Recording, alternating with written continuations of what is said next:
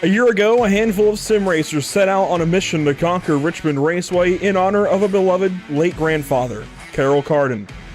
A year later, a new crop of faces look to move on to the next challenge, Myrtle Beach Speedway, with the same idea in mind. And this year, it pays $500 to win. Welcome to Pit Stop TV in the virtual Myrtle Beach, South Carolina. My name is Andrew Carden IV. I will later be joined by Bryant Lucas, and it's a pleasure to join you for the second annual Carrol Kenneth Carden Memorial Race. Tonight's coverage is brought to you in part by KC Athletics and by DCT Towing and Recovery. Welcome to the virtual Myrtle Beach Speedway. Qualifying begins in about 5 minutes. That means cars are getting ready to roll out onto the speedway and go for their biggest laps of the night, potentially. It's going to set the lineup, of course, for the heat races. Going to qualify some drivers into the show. I believe we're taking 10 from qualifying, sending the rest through the heats, and then lining up, I believe, 20 or 24, we'll find out, for the big event of 200 laps here at the late, great Myrtle Beach Speedway.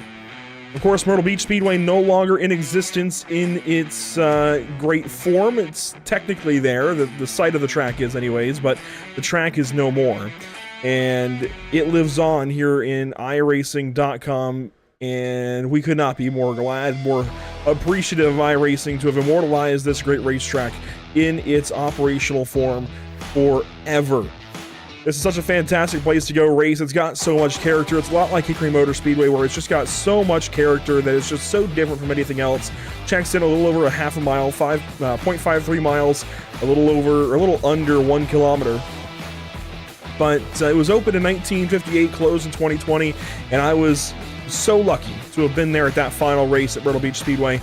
Oh my gosh, it rained the whole race. I don't know how they kept racing through the rain, but they did it. They found a way, and I'm so glad I was there for that final race here at Myrtle Beach Speedway.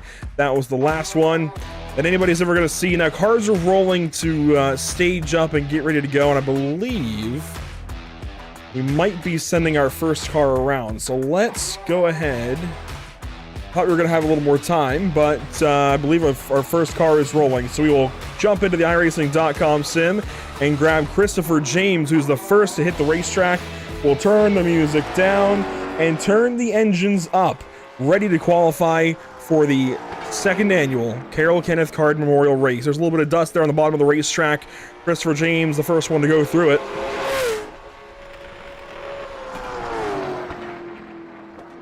And Christopher James out of Byron Center, Michigan. First to turn a lap. It's a 19.124. We don't know what's fast yet. We'll find out.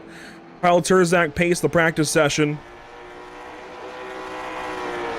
But for Christopher James, let's see what lap 2 ends up being. A little bit faster by 1/1000th of a second. He improves, but you don't know. That 1/1000th could be a position later on. Next up onto the speedway, Gregory Thurlow out of Pueblo, Colorado.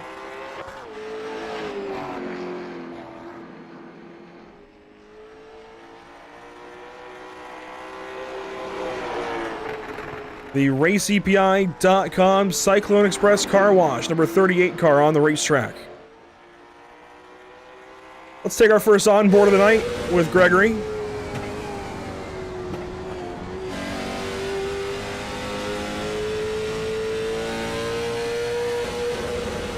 Across the stripe, it's a 19.2. That's a little bit off, and he gasses it up into turn 1. That was a little bit odd, a little high through the corner there.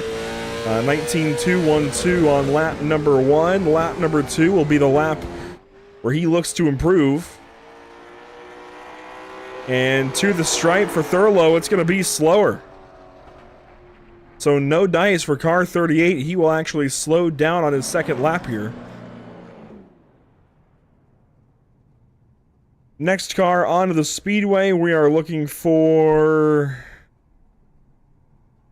Well, it might be a second, actually, before we find out. These guys are in different run groups. So it takes a second to find the next car to go out. It's going to be David Sudakow. From Hyped Up Motorsports. Out of Colorado Springs, Colorado.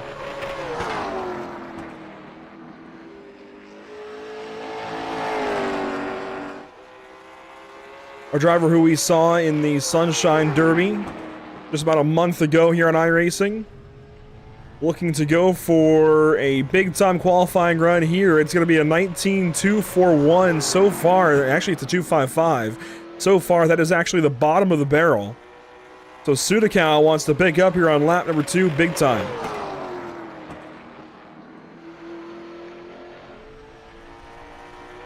To the stripe for David Sudikow. Third so far. He's going to slow down on lap number 2 at 19.319. And that'll be it.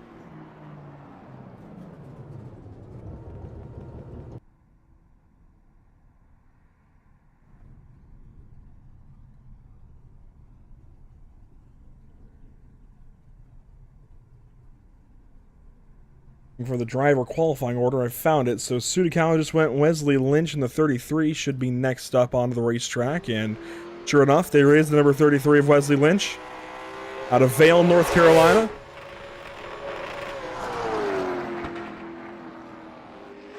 You just see that dust on the bottom of the racetrack when they go through it. This track has been reset, a little bit dusty. These first few cars out, maybe at a slight disadvantage as a result. By the way, weather conditions here. 65.5 degrees in the air, 71 degrees on track, and look at that, Wesley Lynch, new fast lap by 1/1000th of a second. I told you, 1/1000th of a second could be a position here in qualifying. And so far it is. Wesley Lynch by 1/1000th of a second over Christopher James, fastest, and will slow down on lap number 2. Wesley Lynch, Vail, North Carolina's finest, will go position number 1 as we speak. Connor Gadsden next up on the racetrack. He will roll off a pit lane. It's the monster curbs there for a second.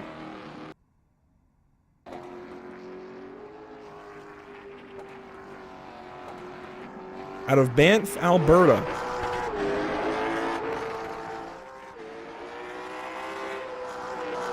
The Nelson Roofing BRNZ Performance, number 76, Chevrolet Camaro, onto the racetrack.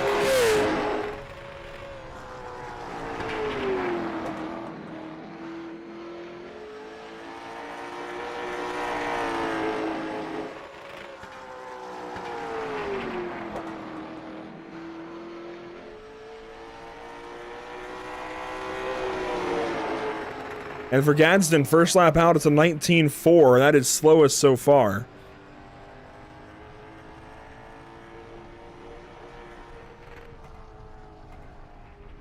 We'll see what lap 2 holds in store for the 76 car. By the speed shot this time by. Picks up. It's a 19.2. That'll move him up to 4th place. No, it's 2/1000ths off. Oh my gosh, never mind. He will stay 5th place. 2/1000th of a second behind David Sudikow.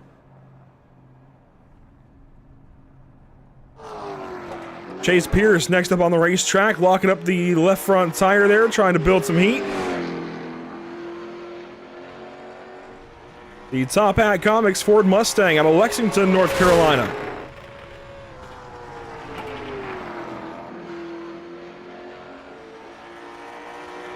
Now, while Chase runs his run, I want to remind you all that we're all over social media. Facebook, Instagram, Twitch, YouTube, and X. Make sure to share this stream if you're watching. Well, if you're watching, you're hearing my voice, so... there's always that, but Chase Pierce, fastest out of Lexington, North Carolina. He'll shut it down after 1 lap of 19.026. Share just for that. A new fast lap out of car 37. Jordan Stencil next up onto the racetrack. Out of Lindsay, Ontario.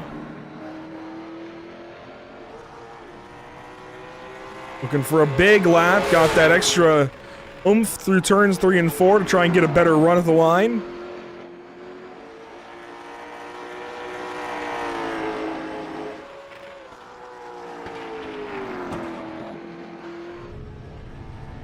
Here comes Stencil looking for a big lap here on lap number 1. It's going to be a 19.217. Not bad. But that's going to be, let's see, down the order somewhere. That's 19.2 actually, so 4th place. Just ahead of Greg Thurlow. Lap 2 for Stencil, it's going to be faster. A 19.1.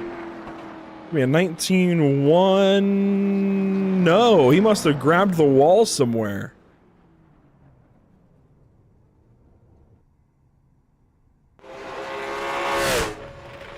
Now the 3 car. Out of Johnson City, Tennessee, Eli Lewis.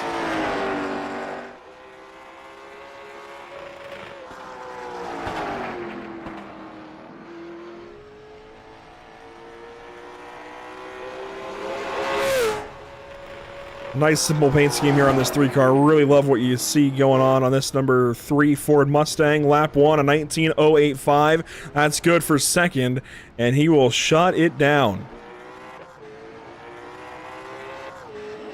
That'll bring Dylan Eller onto the racetrack out of Lexington, North Carolina. The Justin Brooks Designs, number 79 car.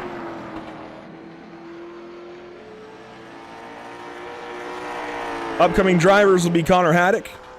We'll leave Chris Shepard, Dylan Canova, Robert Charette, and some others. That's the next 4 in line anyway. Eller's first lap, a 19.2. It'll be a 19.199 when it's finalized, and he will shut it down in 5th place.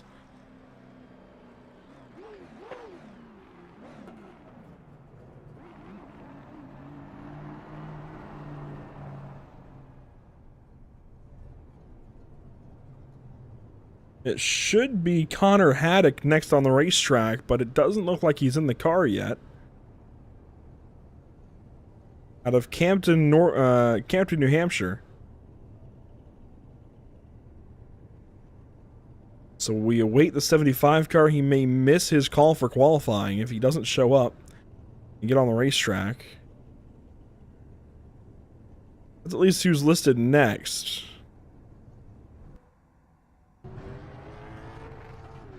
So it'll be the next car out then, Christopher Shepard in the 19 out of Lakeland, Florida.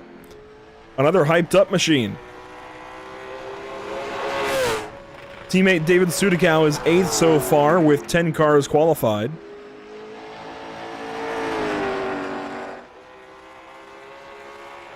We missed one in there somewhere. Michael Saylor put down a lap at some point.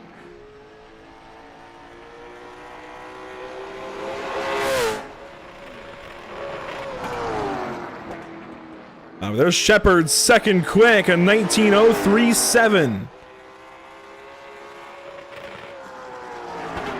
To go faster on lap number 2, that's what he's looking for. The hyped up number 19 car out of turn number 4 to the stripe. Is it going to be faster? Oh, it's close.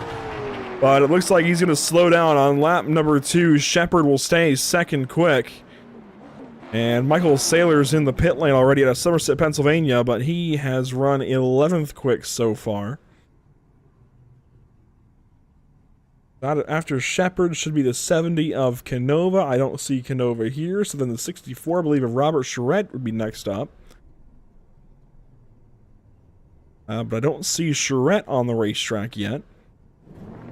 And there he goes.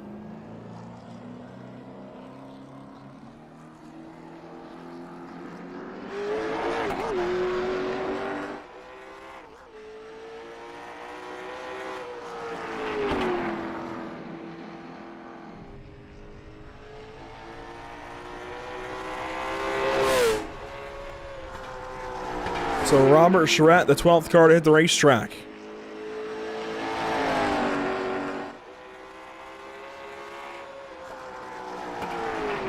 Out of Grand Forks, North Dakota. Here comes car 64 to the stripe. It will be a 19.307. That is so far 12th quick out of 12.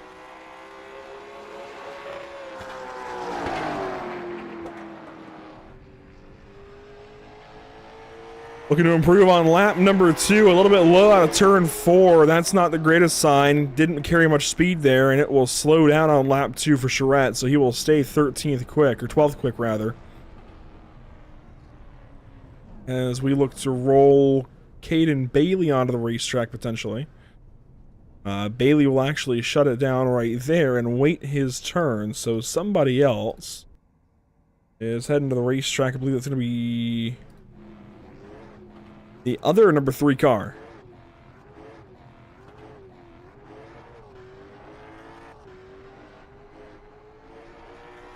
Corey Quesenberry. Let's go on board. All over the chip into turn 1. Now this race is fixed setups. We'll talk more about the race details later on. All over the chip into turn 3. Right down against the inside wall through 3 and 4. Back on throttle. That lap a 19.128. Not bad. That's going to be good for 6th place so far. It finalizes to a 1.30. Back down on the inside wall, getting real close. Let's see if he picks up. Lap number 2 for Quesenberry. A 1.78. He will slow down ever so slightly. And will stay 6th position out of 13 qualified.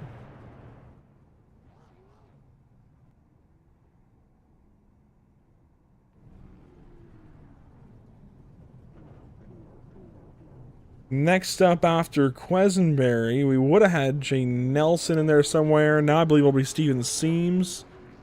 And yes, it'll be the 98 car of Steven Seams. And uh-oh. That's never good.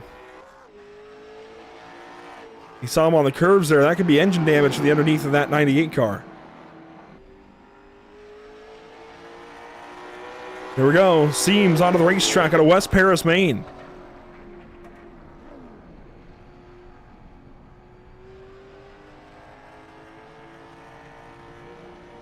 A good look at the number 98 car there. Right down against the inside wall in turns 3 and 4. A little high off the 4th corner. Wrestles it down off the wall. It'll be a 19.556 for Seams. And he looks to improve on lap 2. He's way up the racetrack, and that will be it. And that lap actually will not count. So his run will land him at the back of the field no matter what. Trevor Vaden seems to have exhausted his laps out of Kernersville, North Carolina. Not sure what happened to the 18 car. But it shows him on lap 2. That could be a potential problem for him. Here's Christopher Lear out of Raleigh, North Carolina, moving around a little bit.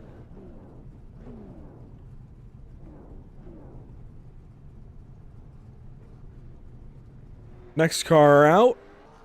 Going to be Jeremy Pienta out of Vicksburg, Michigan.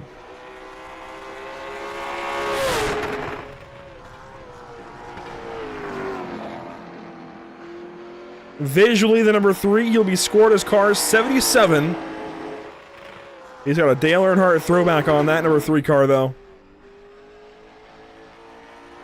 To the stripe for Pienta out of Vicksburg, Michigan. It'll be a 19.214. What's it going to finalize to? A 2.13. That's good for 10th.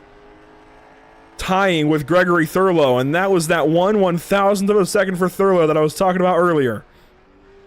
That's a position on the racetrack that could make the difference. What's it going to be? Lap 2. A 1.88. That's going to pick up for Pienta.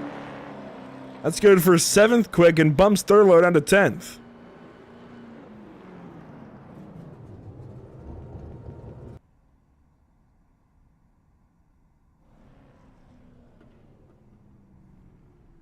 Trevor Vaden now rolling up into the queue. I'm worried about his... He's already on lap 3 now is what it's being shown, so he might not get a lap time. If you roll past the start-finish line, it's going to count as a lap. If you escape after that, that's going to count against you, and that might mean he might not get a run.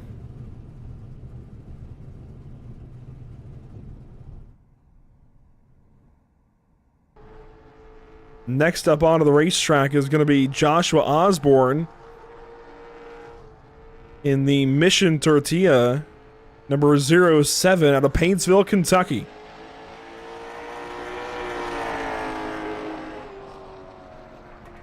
Like a good tortilla.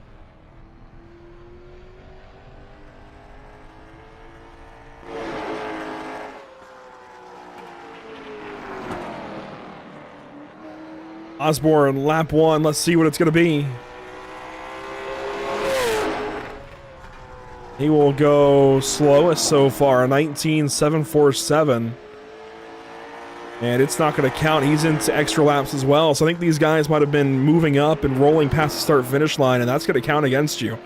So you've got to be careful of that kind of thing. And unfortunately for Osborne, his run will be all for naught. Mike Wheeler's also in that boat in the 42 car. There he is. The Thursday Night Thunder, number 42 car. So problems for some of these guys that might have been rolling past the start-finish line and escaping back to their pit lane. Next up after Osborne should be Riley Duncan in the 97 car. And it will actually be Christopher Lear in the number 89. I'm going to be calling a slight audible here. But Raleigh, North Carolina's own Christopher Lear on the racetrack, lap 1 at 19.458. And that, I believe, will be the only lap that he gets to count.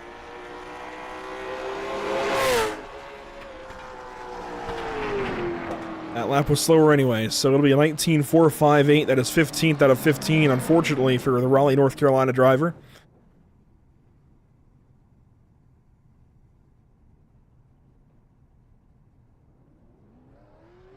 Next up, here comes Trevor Vaden, but I think this is going to be extra laps for him. I don't think this is going to count.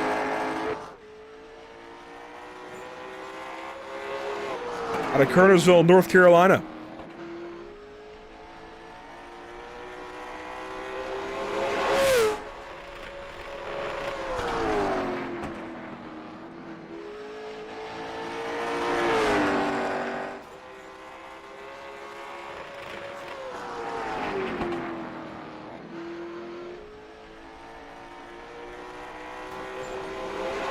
And he smokes the wall there on corner exit anyway. This is not going to count for the 18 car.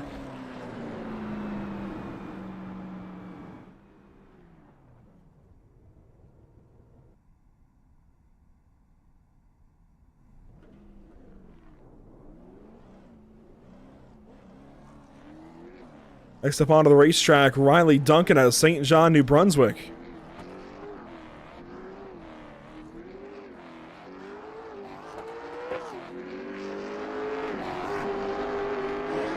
So 15 cars have qualified. Truthfully, we've run about 18. And this will make it about 18 or 19 then, with Riley Duncan on the racetrack. Out of about 40. Well, 35 or so. It's about halfway through qualifying as we go a little past the halfway mark in the session. It's going to be close on time. So we'll see if race control plays any audibles here to get the rest of the field in. But it's going to be a new fast lap out of Riley Duncan, an 18.982. That smashes Chase Pierce's pole time. That is huge out of Riley Duncan. The 97 car, one to watch here today. Going for lap 2, it's going to be a 19.032, so he checks up on lap 2. Lap 1 was good enough. Carson Klingelhofer next up out of DeGraff, Ohio.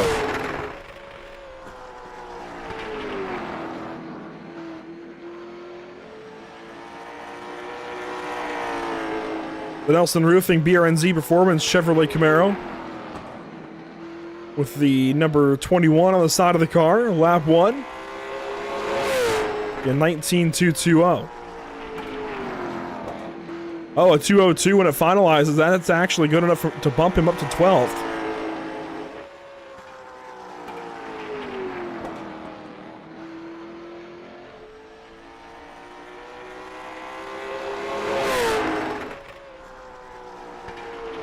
And Klingelhofer will move up. That bumps him into the top 10. 9th quick. Here comes Braxton DeWeese. Showing a little haste to get on the racetrack now, at least with some of these cars, rolling them a little bit faster. Deweese in the number 8, rolling up and working in the brakes and the tires. Out of turn 4 to the start-finish line. Out of Miamisburg, Ohio. Good look at this, number 8 Ford. This is a really pretty looking race car. Braxton Deweese to the start-finish line. Lap 1. Oh, it's a little disappointing. It's going to be a 19.321. 302 when it finalizes. That's going to be 17th. He was so fast in practice. Looking for more here on lap 2. It was Terzak fastest, Deweese second fastest. Let's see what he has. He checks up off the final corner. It's going to be a 19.102. He had more in it. Oh, did he have more in it? That's 5th, though. 5th place, not bad when it's all said and done. Peyton Howell now onto the racetrack. Was really fast at the Sunshine Derby about a month ago. Had a lot of promise. Let's see what he's got in car 52 out of Virginia.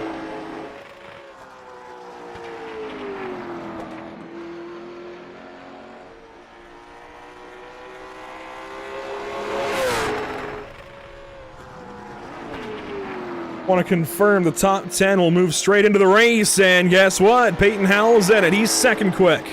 A 993 to Duncan's 982. He's looking for more. Lap number 2 here.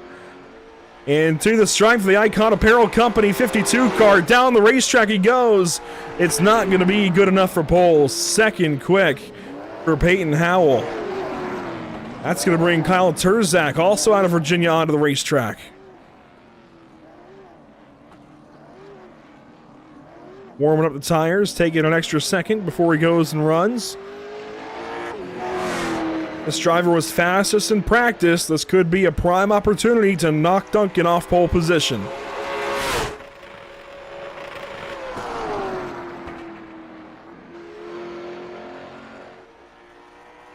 Here he comes down the back straightaway.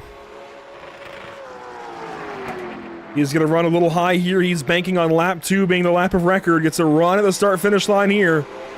Lap 1 has been fastest for just about everybody so far, but he's going for lap number 2. It's a 1:85 lap 1. That is good, but not good enough to move him in the top 10 yet. It's all going to have to happen here. Fastest in practice, looking to be fastest in qualifying. Kyle Terzak to the stripe. It's going to be a 19.038. He will not go for pole. 5th quick.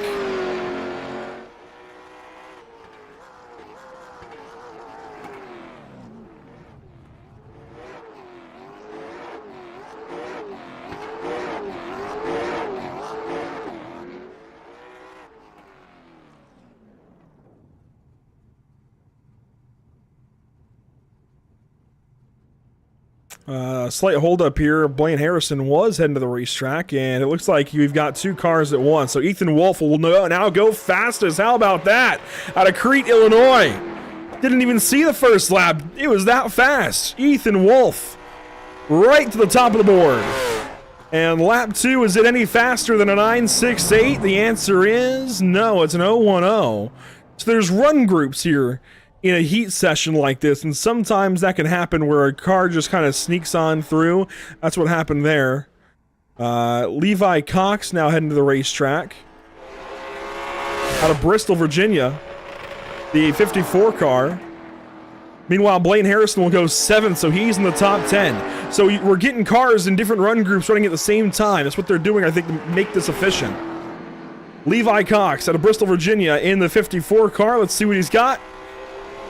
Can he knock down Ethan Wolf? It's going to be... no, it's 2-3-4 for car 54. That's 20th quick. Harrison will stay 7th. Out of Tazewell, Virginia. And this will bring Sharn Hill onto the racetrack.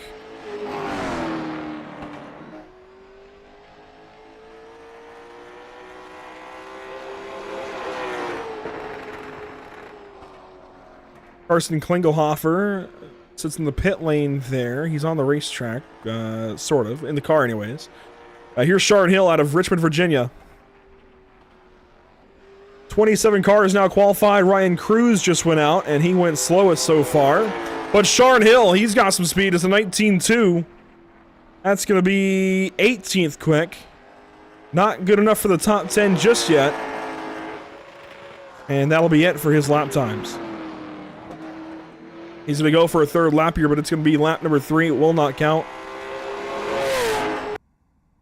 We'll move on down to the other run group. Here's Gary Steele in the 88 car.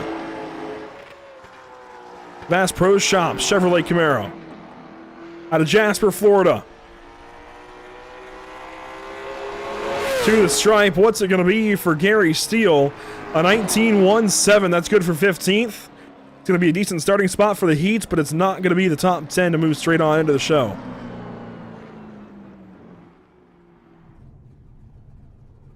Brody Marinko next up, queued up, ready to go. This leaves Zach Baroni, Connor Haddock, Brody Marinko, and that's it, I believe. So is Maroney on the racetrack? He is not. So this leaves only about 3 cars left to go.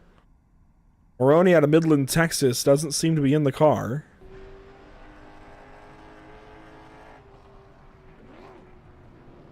Somebody's out there, and it is Brody Marinko.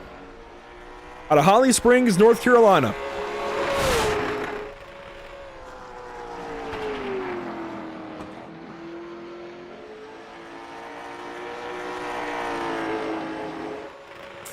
While Marinko runs, want to give a big shout out to our partners here.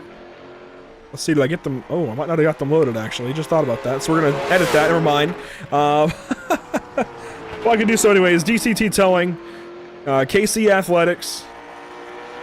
Brody Marinko will go... Ooh, top 10. It's the 9th place effort for Marinko, a 19.097. Here's lap number 2 for the number 2 car. And it's going to be an 0.75. That'll bump up just a couple of spots, maybe, up to 8th. So 1 extra position there for Marinko. And that'll be in the show, it looks like, as Connor Haddock now hits the racetrack out of Campton, New Hampshire. A classic-looking number 75 car on the racetrack here.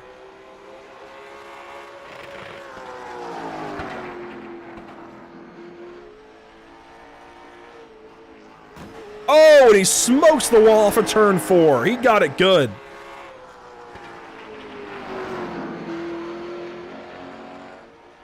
Let's see what lap 2 has in store for Connor Haddock. Carried too much speed off the corner that time. A whole lot of right side damage. Tries not to do it again. He won't. To the line. His only lap of record will be a 2.49. That's not good enough for the top 10. So tentatively, that puts Ethan Wolf on pole, Riley Duncan second, then Peyton Howell, Chase Pierce, and Christopher Shepard, your top 5. That'll bring in Kyle Turzak, Blaine Harrison, Brody Marinko, Eli Lewis, and Braxton DeWeese as your top 10. So Braxton DeWeese just hangs on by 1/1000th of a second over Wesley Lynch. What did I say at the top of the qualifying show? 1/1000th could be the difference, and I believe all cars have qualified. Oh, except Zach Baroni. He made it to the race car. He's going to shut it down. Driver out of Midland, Texas. He'll be 17th quick. Oh, that was a last-second scare. Now I believe all cars have qualified. There's Cameron Carden's machine. He is acting as race control this evening, along with the number 101, another race control member.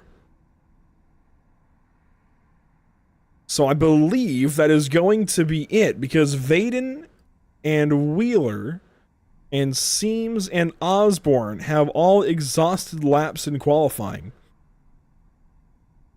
I will wait for confirmation from Cameron Carden, but I believe we can crown Ethan Wolf as the pole sitter for tonight's $500 to win event.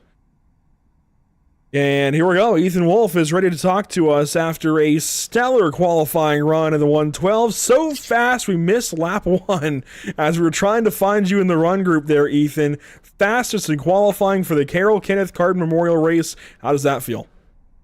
Uh, Honestly, I didn't even expect to be top of the board. I've been struggling with race pace all week in the practice sessions, and I just went out there and laid as good laps as I possibly could. I knew I had to lock in a top 10, but I'll certainly take, fast time, and I think this will be a good race. Obviously, we still have 2 heat races to go, so that will kind of tell us how the racing will go. But yeah, no, I just can't thank Cameron for putting this on, and all my Majulisi Speed Shop boys for backing me all season, and I'm ready to get this 200 laps over with. 200 laps coming up, but you get to sit back and watch these heat races. As somebody who's organized a big event like this and has run in plenty of events on iRacing, what are you expecting out of these couple of heat races while you get to sit back on the couch and relax? I'm really just expecting no patience. That's kind of been the thing lately with how officials have gone, and with it being a money race, I'm expecting no patience. So I'm hoping everybody can kind of keep their heads on straight, and we can make this event go smoothly, and hopefully put on a great show for everybody watching, for you, and just have a lot of fun. Well, we're excited you're here, Ethan. Congratulations on winning pole position by a pretty healthy margin over Riley Duncan as well. Congrats there, and hopefully we're talking to you again later. Yes, sir. Thank you. That's Ethan Wolf. And Ethan, by the way, was the mastermind behind the Sunshine Derby that we broadcasted back in December. So he was the mastermind there, putting all the work in, making sure that event could happen and take place. And we thank him for his efforts there. But we'll go fastest here in qualifying. And I just noticed we nearly had the top 10 in reverse numerical order. Random little thing. But if you look at the tower, the ticker there, the top 10 is nearly in perfect reverse numerical order. If we just swap a couple around, man, that would have been pretty cool. But anyways, little number things there. We want to take a look at what's upcoming for us at Pit Stop TV while qualifying ramps down. Tomorrow night, we have the Major Series Daytona 2.4. It's the first event of 2025 for the Major Series. They wrapped things up back in November with the Blackout race. And now run into 2025 with a whole new season of racing. All 3 divisions, International, European, and Americas, will be broadcasting top split of Americas all year long.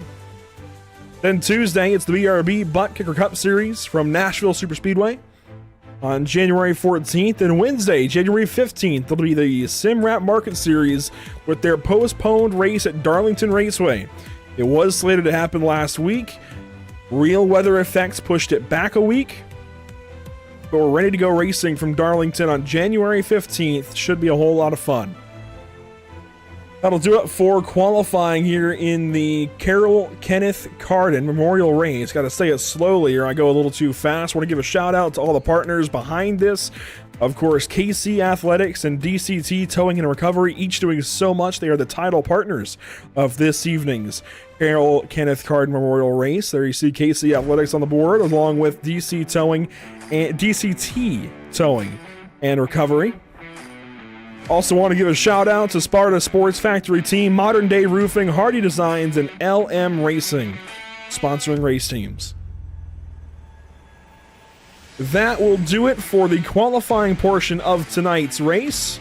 We've still got heat races coming up at about 7 o'clock. Actually, it should be about 6:45 or so that this session ramps down. So we'll head to a quick break and be right back with more for you from Myrtle Beach Speedway coming up very, very soon. Do not go anywhere.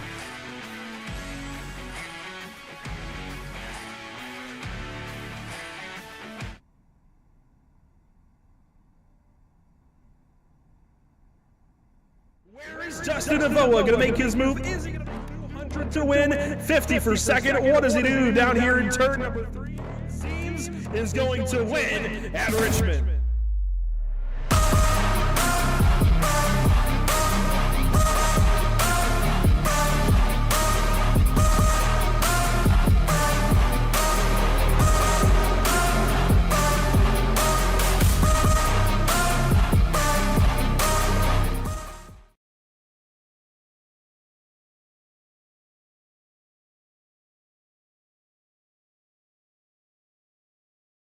Where is Justin Avoa going to make his move? Is he going to be 200 to win? 50 for second. What does he do down here in turn number 3? Seems Seems is going to win at Richmond.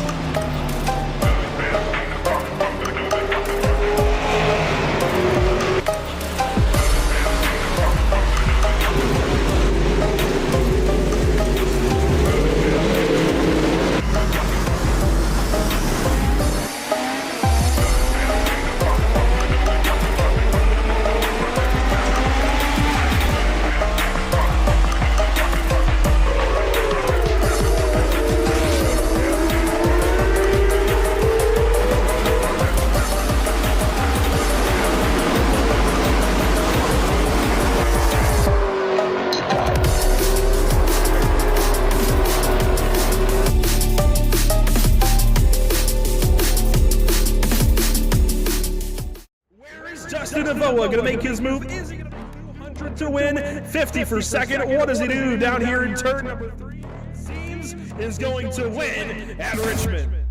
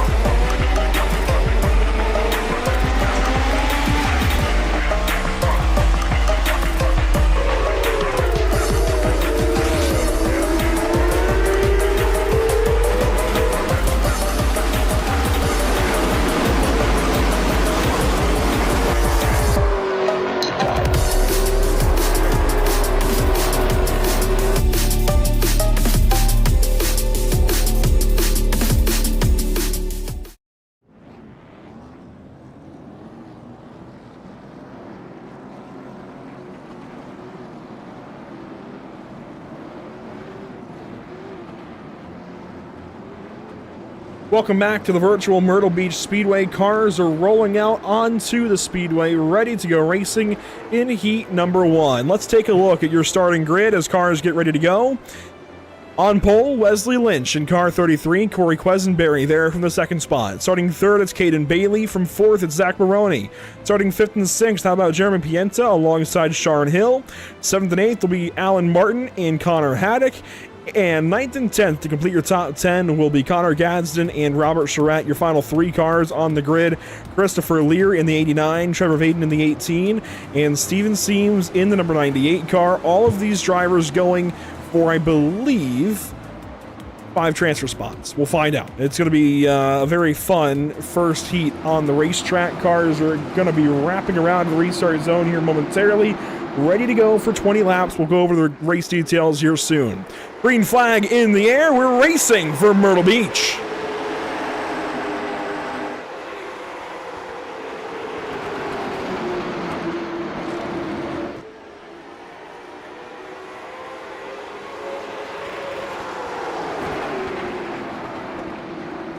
It's a clean start, but not so fast. There is a caution here on lap number 1. And this will hold up progress. The only car I see in trouble is going to be Alan Martin back here in the back of the field in the 15 car, the Aquatic Express Chevrolet Camaro. And he's got some left rear damage to open up his day.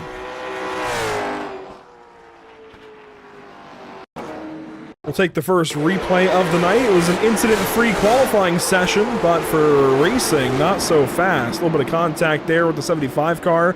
He goes around and backs it in the outside wall. And that's a quick loop around for Alan Martin out of Palm Coast, Florida. Haddock just came down the racetrack in front of him, and he tried checking up for it, but there wasn't enough time. Backs it into the outside wall. And that's Alan Martin's day altered for sure. He will line up 12th here under caution. That'll put him ahead of Connor Haddock. So Haddock being, blamed for the yellow. There we go. And that chuckle you hear is from Bryant Lucas, who's finally joined me this evening. Bryant, welcome to it. Oh, it's good to be here with you, Andrew. I'm happy to get some late model stock racing. A few races I've done broadcasting with late model stocks have been an absolute ball, and I am absolutely stoked to watch these guys do battle. And hey, you're in the session, right? So can you tell me what the transfer is? I know we were kind of bounced around between like 5 or 7 cars, and Cameron never got me the updated number for the transfer. So what is that transfer this evening? It's going to be 7 go to the feature. So that'll take 7 from each heat race. That'll give us a 24-car field.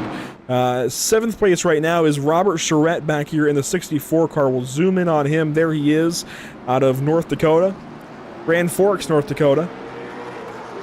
And he's going to be defending that spot with all he's got. It'll be the 76 to his outside and Connor Gadsden. Right behind him, Trevor Vaden. They will be the first couple of bunch onto that 64 car under green flag conditions, trying to find something to move them into this feature race. It's a 200-lap feature race a little bit later on. Fixed setup, 2 change sets once we go racing. 100% fuel load, 1 fast fix for these drivers if needed. Up to 2 green-white checkers. That's Whiplash SimCam's race details as we come around and take 15 to go in the first heat race.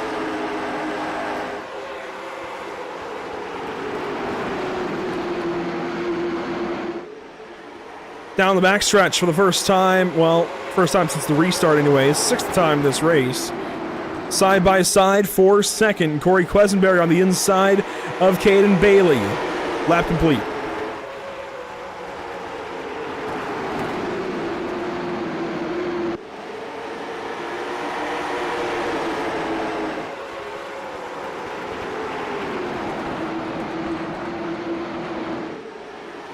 Single file now down through about the 7th spot. Trevor Vaden takes it over. Robert Charette falls back to 9th. Connor Gadsden moves into 8th spot.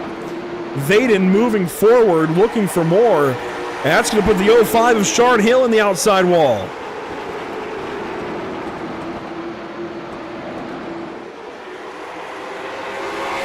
Coming up quickly on halfway through heat race number 1. And Sharn Hill is currently your final transfer driver. Connor Gadsden's falling back into Robert Charette's company. These two are the first two out.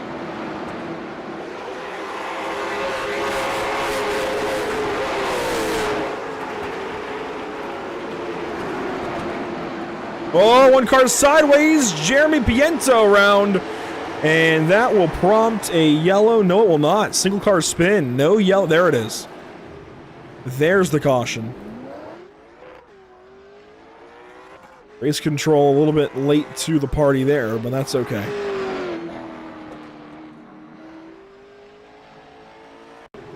Even race control a bunch of times here, Brian. It's difficult to get to that caution button sometimes. Yeah, it can be. It's you kind of have to make a decision. Hey, is this early? And then you have people shouting at you, and you got to make a decision really quickly. We see Jeremy Pienta go around with contact from Trevor Vaden. We'll take Vaden's onboard here. This is going to be an interesting shot into turn one. Vaden just going for the position here early. He establishes that he's down there, but he gasses up in the middle of the corner and runs right into the left rear of that 3 car and sends Pienta for a spin.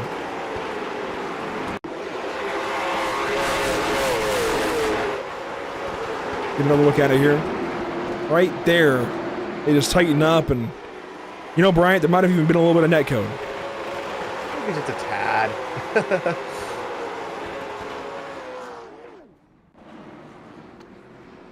We'll see if Vaden is sent to the rear or not.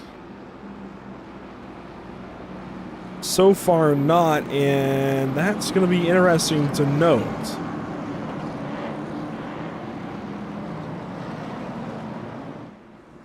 Well, I want to welcome you all into what has been a very fun night already. If you're just joining us, my name is Andrew Cardinale IV. I've got Bryant Lucas alongside. And Bryant, if we take a look at the Myrtle Beach Speedway, this place has got a whole lot of character. It certainly, I've never been here before, so it certainly is interesting. It's a little half mile, but looking at it here, it's really wide. Turns 1 and 2 are a little bit longer. It's kind of like a Darlington-esque, but a little smaller. The more kind of egg-shaped, a little bit de-ovaled for the tri-oval there. Yeah, it's got kind of an odd, unique shape there on the front stretch. And turn 1, it feels like it starts early. It's definitely an odd one, a unique one here at Myrtle Beach Speedway, but we love it. Glad I was able to go there for the final race in 2020. Glad we have it here on iRacing for us to enjoy, and here this evening on Pit Stop TV for the Carrol Kenneth Carden Memorial Race. Green flag back in the air. Here we go. Lap 15 underway of 20. One car on the wall. That's Gadsden.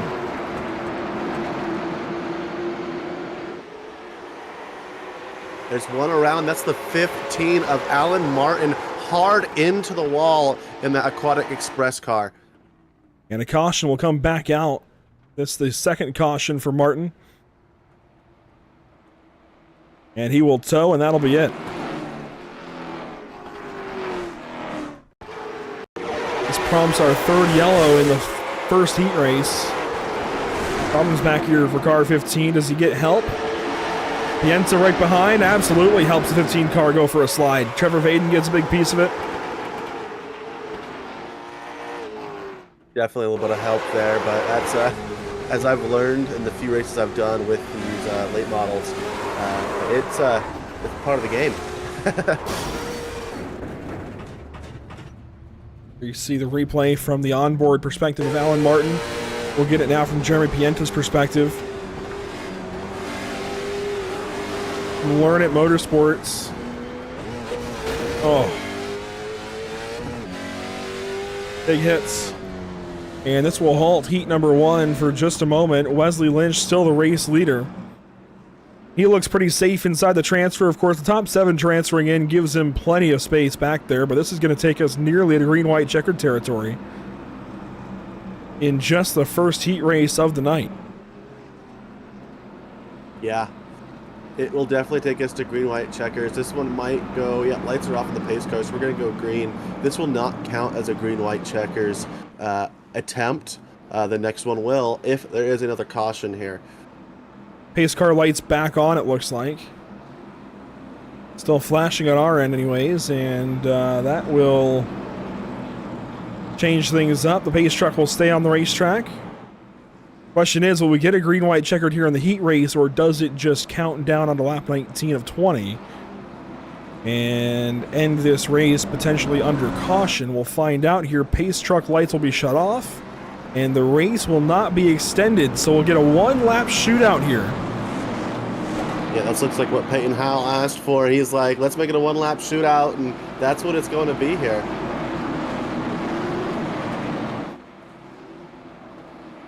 So we'll give this thing one more shot. Want to check on weather conditions quickly. The track has cooled down. We're getting later in the day. 69-degree track temp now. A nice day to go racing. Here we go. Green flag back on the way. It'll be a one-lap shootout to end the first heat race of the night. Wesley Lynch on the loud pedal. Robert Charette the transfer. White flag is out. Brought to you by Whiplash Simcams. One car around in the back. Oh, a massive hit for the 3. But here we go for the transfer. Connor Gadsden on the outside of Robert Charette.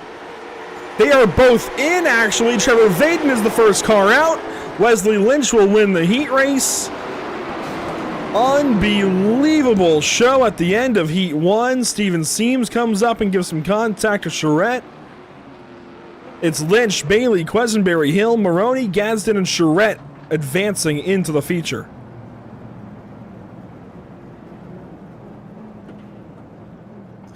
These late models are always been exciting from what I've experienced. So more exciting late models tonight, and we got plenty of laps left to go, guys. 220 more laps of racing here at this track, and it's certainly gonna be interesting. That was quite an exciting race. That was definitely quite an exciting race. Let's take a look now at the grid for heat number 2. First up on pole position, you'll find car number 87. We'll get the grid up here. Car number 87, Christopher James, alongside Levi Cox there on the front row. Starting from 3rd spot, it'll be Gary Steele, Carson Klingelhofer from 4th. Starting 5th, it'll be Dylan Eller in the 79 car, Jordan Stencil in the number 83. 7th and 8th will be Greg Thurlow and David Sudikow. And to complete your top 10, Michael Saylor and Waylon Nelson. Just 3 cars left. Ryan Cruz, Mike Wheeler, and Joshua Osborne. 13 cars ready to go for 7 spots. 7 advance, 6 will go home. And that will set our field of 24 for this evening's Carrol Kenneth Carden Memorial Race. A big nod to all event partners. Of course, if we go back through it, KC Athletics, DCT, Towing and Recovery. They are the presenting partners of this evening's special event. KC Athletics, 2 years running. DCT Towing and Recovery, 2 years running. Also want to give a big shout out on this last panel, though, to LM Racing, Hardy Designs, Modern Day Roofing, and Sparta Sports Factory Team. There you see the field ready to go at it. We'll follow them around from the drone high above the speedway here, and then we will go racing on lap number 1 of 20 here in just 1 second. Bryant, a quick little intro to some late model racing on a Saturday night. What have you thought so far? Oh, it's been exciting, man. I love this drone camera. It certainly gives a good view of this field. It reminds me of me watching these cars at the bull ring as they go green.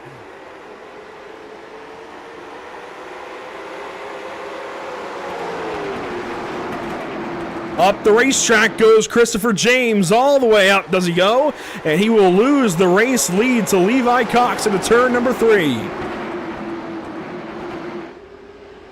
Yeah, definitely bottom lane is the dominant lane at the moment. Hanging out on the outside, though, trying to make it work. Levi Cox not going to be there quite.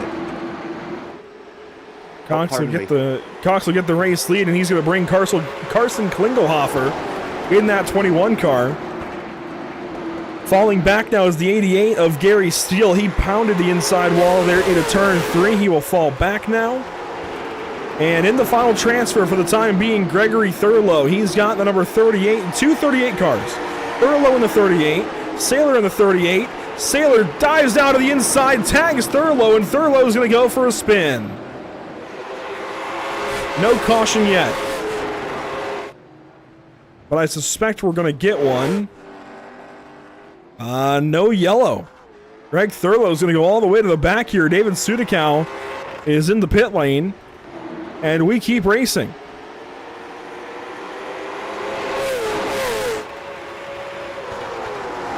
I'm surprised by the no yellow there, and there it is. There is the yellow. So Gregory Thurlow will get the caution flag, albeit a lap later.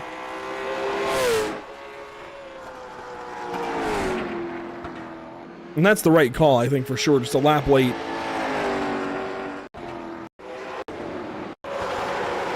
We're going to look back at it here. The 238 cars, Thurlow and Sailor. Thurlow gets the outside wall, comes down to defend. Sailor sends it up the inside and tags the 38 car.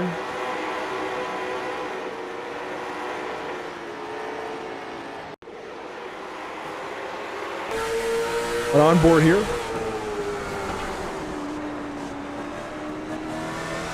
Certainly nothing intentional there, Bryant. Just short track racing. Oh, yeah. As Denny Hamlin would say. I'm glad you caught on there. Well, if we take a look at what's upcoming for us at Pit Stop TV, you'll see that tomorrow night we've got the Major Series Daytona 2.4 at about 6:45 Eastern Time. And you'll be playing race control for the European and international splits. What can you tell us about the very next upcoming show here on Pit Stop TV, and what can we expect? Oh, it's going to be awesome. I cannot wait to broadcast with you for that one and be on the race control for the other ones because its event is preparing us for the biggest sim racing event of the year. Yes, you can argue with me about it. The Daytona 24 is the biggest event of the year, and the D2.4 for the majors is just setting us up for it, and it is an absolute ball to be working with you guys and working with the majors to help them make that series happen. It's a lot of work. It's been weeks and weeks of work, but we're excited to finally be here. Be working that split tonight, and we'll be ready to broadcast with you tomorrow after doing the European split as well. You're a madman, doing race control in 2 of 3 splits, then broadcasting the 3rd. That is insane stuff right there, but glad to have you tomorrow night for that one. We'll work now on to lap number 10, I believe, or will be 9. Lap 9, there we go. So we'll work on lap 10 here in a moment, and that will bring us back to the green flag. Gregory Thurlow will stay in the rear of the field. Michael Sailor will stay in the middle of the field, so Sailor not being credited with the yellow flag. He will stay in the final transfer position for now. But Mike Wheeler on his outside will have a shot to take it away. And here we go. Into the restart zone one more time. Green flag. Back in the air here on lap 10. Great jump for the 54.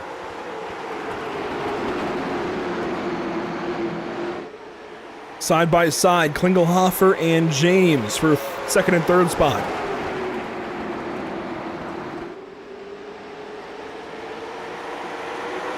Meanwhile, for the transfer, Michael Sailor moving forward. Gary Steele falls back. He's in the final transfer spot for now. And here comes Mike Wheeler on the inside.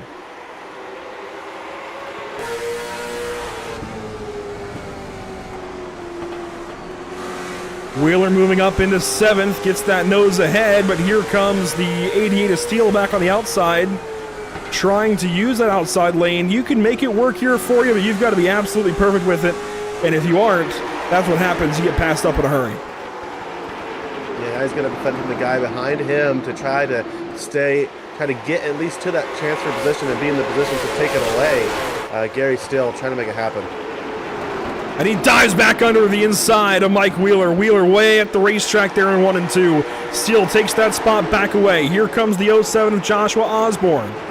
Osborne going to fill the gap. He's going to move up into 8th spot.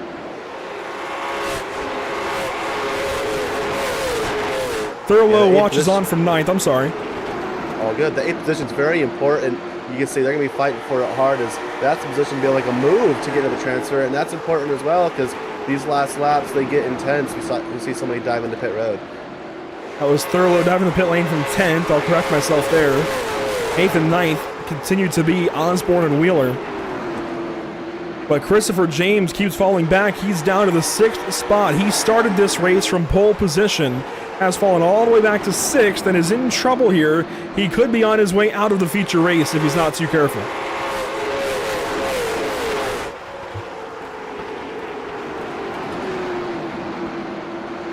Wheeler and Osborne flip spots one more time. Wheeler takes back over here. Wheeler with 5 laps to go, 4.5, call it 4 this time by. Trying to get back up to Gary Steele as Christopher James backs up to the 88 car. We could have ourselves one wild transfer battle these final 4 laps. Yeah, it's going to become a cluster for that 7th position as the 88 is being held back here. Levi Cox continues to lead, 3 to go. Gary Steele, final car in. That's the gap back to 8th.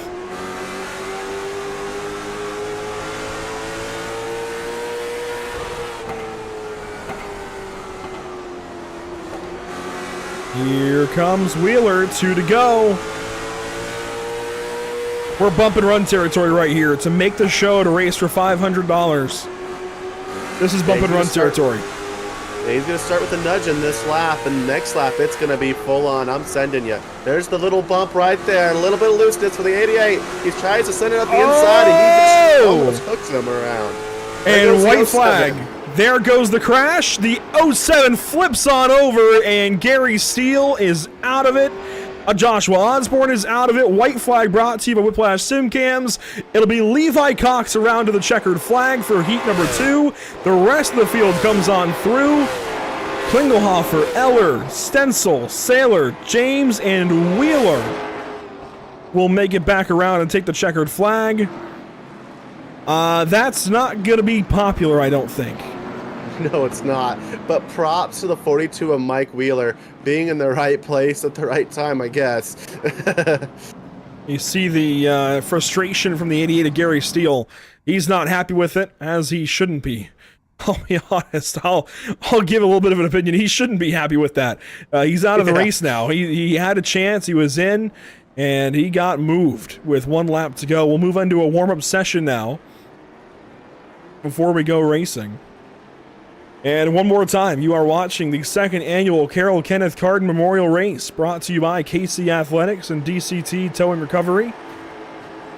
Also want to give a big shout out to the other partners with this event. It's not just KC Athletics, it's not just DCT Towing and Recovery. It's also Hardy Designs. It's also Modern Day Roofing, I believe. The graphic comes up, it reminds me. Modern Day Roofing, yes. Sparta Sports Factory Team and LM Racing. So, Bryant, a couple of heat races now under our belts. How are you feeling for this one? 200 laps coming up. I'm feeling great, man. I wish I could be around for the beef that's going to come later. I heard the quote, "Rubbin is racing," and he ain't wrong. Rubbin is racing, and we certainly was given an amazing show for that race. A lot cleaner racing for that one, and it certainly showed us what kind of skill these drivers have. And the side-by-side racing was just spectacular, and this is exactly how I saw these cars race at the bull ring at Las Vegas Motor Speedway a couple months ago. It's kind of cool to see that they really handle the same way, with that track just being a bit smaller than this one. Yeah, Las Vegas is definitely a little tough racetrack for these kinds of cars. They prefer that kind of bull ring style, though. They've got so much grip. You get them on these big tracks, and they're just as fast as anything else you could possibly bring here, just as fast as the Super Late model. I mean, they are quick little race cars. I'm always so surprised by the grip I have when I turn down into a corner in a late model stock car, because it just sticks. No matter where you put it, no matter how much you throw it into the corner, so long as you actually check up for it, you're going to make the corner pretty much, at least it's how it feels. An IOTA tomorrow night, it grips up like the GTPs, eh? Ah, yeah, there you go. It grips up like the GTPs. Well, yeah, we could talk more about that then, I suppose. The GTPs, the LMP2s, and the GTD cars going racing, IMSA style at Daytona. For the Majors Daytona 2.4. No, not a 24-hour race, but a 2.4-hour race, 144 minutes. A tenth of what these guys will be running later on this month. I believe the week after, right? The Daytona 24? Yeah, it's next week, right? So the 2.4 So, this week, next week- the iRacing 24 next week, and then the real 24 the week after. I Yes. believe. Yeah, so yeah, next week is the big event for us endurance racers. That is the race of the year. Unless you live in Europe, it might be a Nürburgring at that point. But the most people come out to race the Daytona 24. And then the next week, I cannot wait to be in person for the real live Daytona 24 in Daytona. Make sure you tune in on TV because that's just an amazing race. And you can follow along with everything Pit Stop TV all over social media, including, of course, for the Carrol Kenneth Carden Memorial Race this week here on Pit Stop TV. All of our updates on our social media platforms down below. Facebook, Instagram, and X, namely. And we'll be posting the final lap of this race over on social media after the fact as well. So you can share that around to your family members and give them a taste of what it was like to be here for this event this evening. $500 to win. I don't have the full pay scale, but that's not quite life-changing money, I don't think, but for a sim racer, it may as well be, right? I mean, that is a large number. That is a lot of money for a sim race, man. Wow. Yeah, $500 to win. That is a big, big number. And, you know, in practice, we saw Kyle Turzak go fastest, looking like he might be the guy to beat for that $500, but he was not so fast in qualifying. He qualified 6th. Well, here he is in this warm-up session, and he is fastest once again. Let's bring up the times on the left side of the screen. Turzak, Harrison, Marinko, your top 3. It's not until 4th where you find our pole sitter, Ethan Wolf. So it's surprising to me to see how these guys change up between race and qualifying trip, even though, Bryant, this is a fixed setup race. Yeah, man, and it makes me wonder what's going to be the big deal here. Is it going to be the tires, taking care of those tires, or is it going to be just a full-out blood run for the $500? You can do this race on one set of Hoosier tires, but with cautions likely and 2 change sets in the pit lane, I expect these guys to at least use one of those 2 change sets. Depends on when they want to finally make that trip down to the pit lane. It's difficult to get it all done in one go. So it's going to be interesting to see what these guys do as far as tire strategy. I think it will come down to tires this evening. It tends to do so here at Myrtle Beach Speedway. So as we advance into the evening hour, we will take a look at our Whiplash SimCams race details. Bottom right, 200 lap race, fixed setup racing, 2 change sets, 100% fuel, 1 fast fix if needed. Up to 2 green-white checkers are available.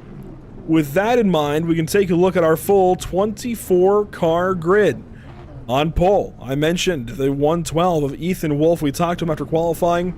He's excited to go from the race admin chair for the Sunshine Derby a month ago to pole position here in the Carrol Kenneth Carden Memorial Race. It's going to be a lot of fun to watch him go from first place into lap 1, turn 1, and see what he can do. Riley Duncan will start from 2nd spot. Peyton Howell will start from 3rd. Chase Pierce from 4th out of Lexington, North Carolina. Starting 5th, it's Christopher Shepard. Kyle Turzak rolls off from the 6th spot. Starting 7th and 8th, it'll be Blaine Harrison and Brody Marinko. 9th and 10th will be Eli Lewis and Braxton DeWeese. Yeah, coming up for that 6th row, we got Wesley Lynch in the 33 and the 54 of Levi Cox starting 12th. For the 7th row, we've got the 71 of Caden Bailey and Carson Klofstetter. Klingelhofer. You want to help me out there? Klingelhofer. I'm not good with names. Sorry, 79. For 15th, we've got Corey Quinsbury. And 16th, we got Sean Hill and Jordan Stencil. This is 18th for Jordan Stencil. 19th is going to be Zach Marney. And the 20th is going to be Michael Saller. The back 4 cars, Connor Gadsden, Christopher James in 22nd spot. 23rd will belong to the final transferee from that first heat race, Robert Charette, and then Mike Wheeler will take up the final spot in this feature event in 24th. iRacing.com safety truck already down to the relative safety of pit lane. Gonna turn things over to these guys for 200 laps here at Myrtle Beach Speedway into the restart zone from the drone cam. Here we go. Green flag at Myrtle Beach.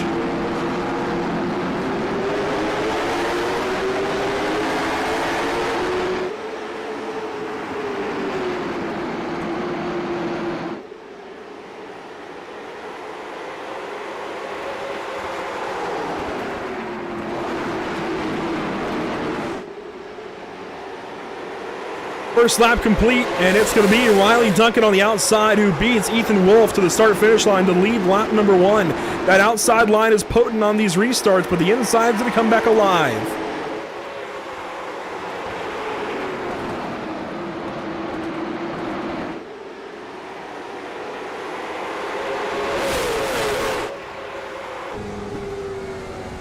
Riley Duncan fastest there on lap number 2. Levi Cox goes faster. Duncan on the outside, Wolf on the inside. Wolf out of Crete, Illinois, battling on the very inside line here, right against that inside wall. And it's just a little bit slower here early in this race, but as tires wear out, I think that bottom will come alive, but Duncan gets clear for the race lead. He did a nice job working back into that second position. They had it lined up with Pearson Howell there on the top for a second, and he was able to create some room and get in line there as these guys start to spread out here. Looking forward to lap 150. There will be a mandatory caution at lap 150. Yeah, Cameron Carden made sure to message me about that in between the warm-up session of the race. I had completely forgotten, so glad he reminded us of that. That will throw an extra wrench into the mix, as there was a big block there from one car. I think that was the 71 of Caden Bailey throwing a block on Corey Quesenberry. Here comes Sharn Hill on the inside. This is deep in the field, 14th, 15th spot.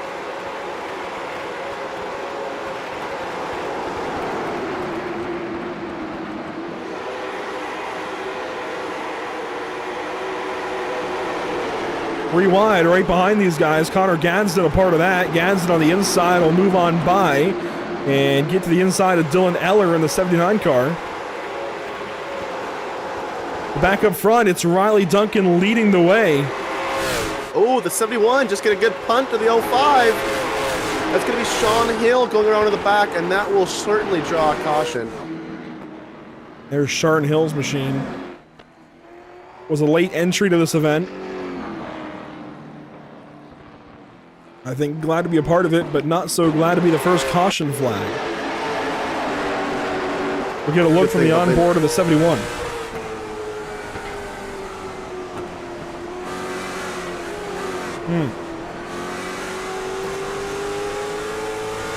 There was a quick apology on the radio from the 71. Yeah, it definitely was nothing intentional. The 71 gassed up as the 05 was trying to wrestle the car back down to the apex. And if we watch it back one more time, I think I can slow it down and show you what I'm talking about. Right here, he starts to miss the middle of the corner and comes back to diamond it off, and he checks up as the 71 gasses up. You can see the gap close, and that's when the contact is made. So the 71 of Caden Bailey turns Sharn Hill around, and Sharn will meet the 71 in the back of the field. Mike Wheeler will take it to the pit lane. And it's been there now for about 9-10 seconds. Roll off and away. We'll know what he'll do for a Klondike bar. I wonder how many Klondike bars you can buy with $500. I mean, $500 is a lot of money. That's a lot of Klondike bars, man. A lot. He stocked up for a while. Yes. Not sponsored. Just a funny joke. But it can be. Inbox is open. It can be. Good thing for Sharn Hill, though. It is very early in this event. 11 laps in. Fun thing about going to the back is you get a fight through the entire field. Now, some people would say, well, you got to fight through the entire field, but that is half the fun of racing for most of us drivers out here. So he's going to have some fun. He may not win that $500 because of that spin, but, you know, he'll certainly have more fun because of it.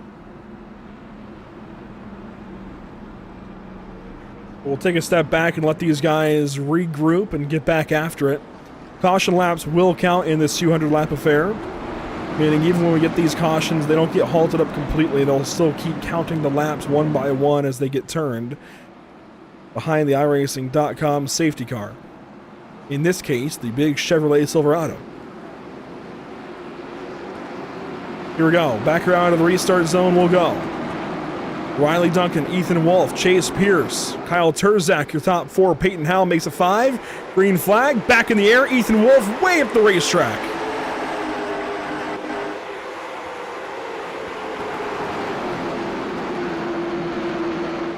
Wolf falling back on this restart. Here comes Chase Pierce on the inside. Turzak to follow.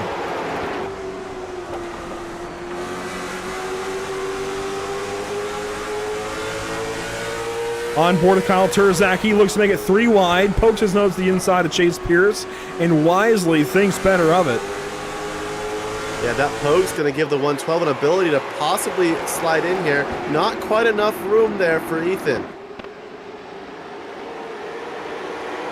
And Ethan Wolf will now get down to the inside and try to cross up on the 37 car of Chase Pierce. He will get down there to the inside. So this little battle for second's going to allow Riley Duncan to take off. It's also showing us this bottom lane has come into fruition, as was said earlier. It is the lane to be in. Yeah, you can do a lot of defense on the outside, but once these tires break in, it's going to be bottom line all night long. I think on new tires, there's just enough grip on the outside of the racetrack to make some passes. But later in this race, as the tires wear out and the track takes rubber, that bottom line will be so much better. Oh, and there goes the 38 around. That's going to be Michael Saller in the 38 there.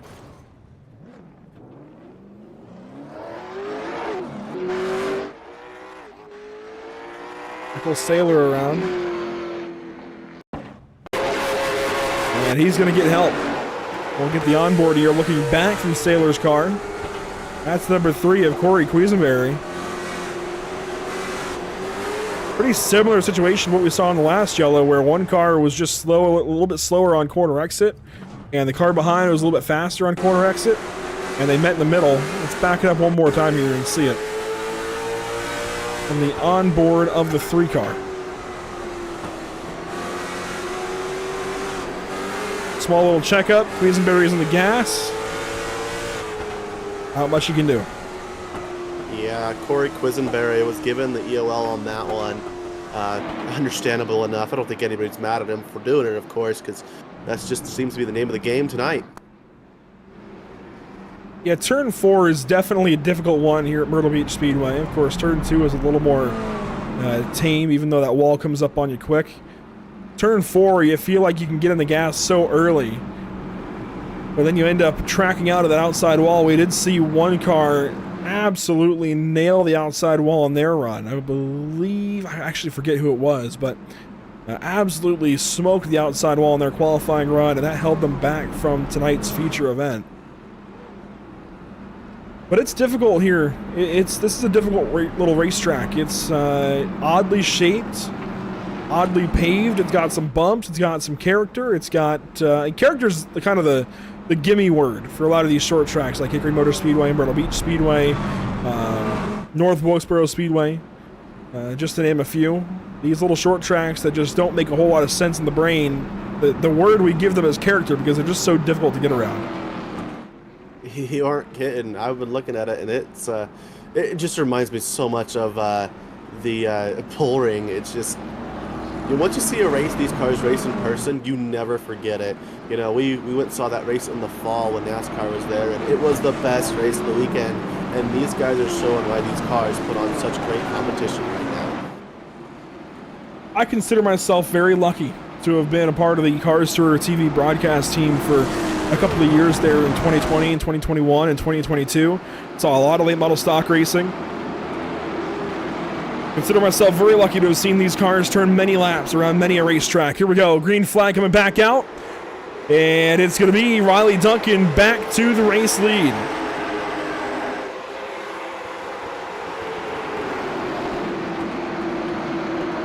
Ethan Wolf up the racetrack. Here comes Kyle Turzak.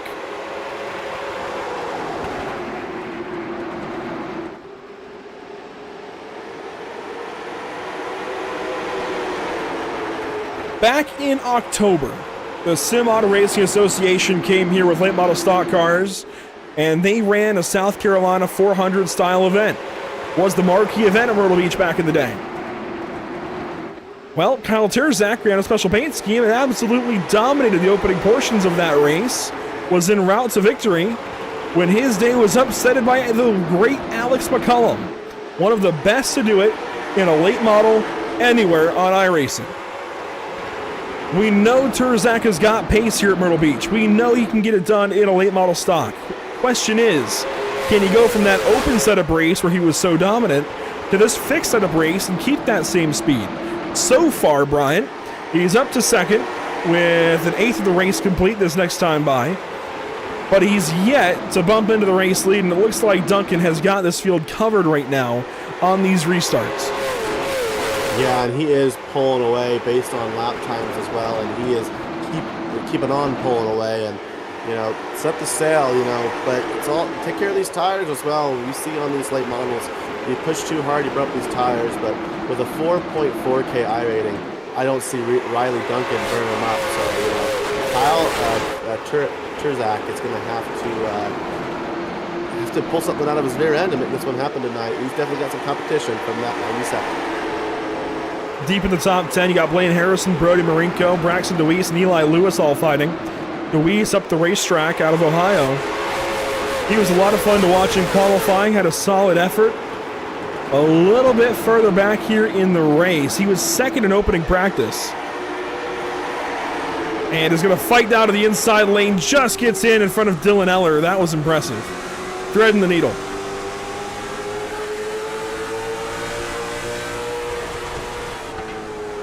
To the interstate forward, Ford Mustang gets in line here on the bottom of the racetrack, pounds the inside curbing there for a second. And the sun is setting with not a cloud in the sky. It's a beautiful night for a virtual race. Yeah, nice, beautiful 65 degrees. That's jacket weather. That's t-shirt and shorts weather. You kidding me? In South Carolina? Oh. Just going to Daytona, so I'm just assuming that, 65 in the South, you just kind of throw on a jacket but then time it gets below 70 degrees. Well, that's fair. Down in Florida, they treat 70 as a cold snap. That's fair. Exactly. A couple of cars getting the outside wall that time down the back straightaway. Chase Pierce is working here on Ethan Wolf. This is for third spot. Oh, there's the 87 around, the 83 around, the 38 gets held up there behind him. There's the 720 as well. That's Jordan in the 83. And Sharon Hill, I believe, is smoking. Yes, he is. That engine is done. Right front is done as well. Just a reminder, we do get one fast repair, I believe you said, right? Yes, there is one fast fix, you're right. So the 05 can get back in this race, but he's going to have to wrestle it down to pit lane. Let's see what happened here for the 05 car and others. The 05 was behind it. The 83 got turned around, and the 87 took a big hit. But the biggest hit of all was the 05 of Sharon Hill into the outside wall. That was a monster hit. Yeah, that was a lot of cars involved. That was 7 or 8 cars. On board with the Sentinel Motorsports driver of Sharon Hill. Oh my gosh. And the 87 got stuck up on top of the 71 for a second. Sharon Hill was already in an incident earlier today. Hope he didn't have to use his fast repair in that one. He is going to need it now. So you have Christopher James and company there off that caution. Zach Maroney involved. James, the car on top of the 71 of Caden Bailey.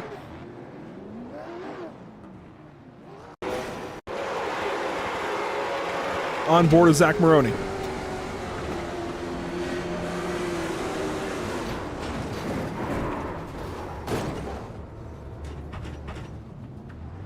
It happens in an instant here, man. They are moving so fast around this joint. It happens so quick. And there you see Maroney rolling off the pit lane along with Sharon Hill, each taking fast repairs. Christopher James, I believe, did as well. And yes, that is the case. So Michael Saylor also taking a fast repair. He's in the pit lane. Saylor, Bailey, Maroney, James, and Hill all taking a fast fix. Yeah, that's going to put what it looks like from my analytics at the moment. It's going to put 3 cars a lap down, maybe 4. My chart says Sharon Hill, Christopher James, and Mark Maroney are all going to be a lap down.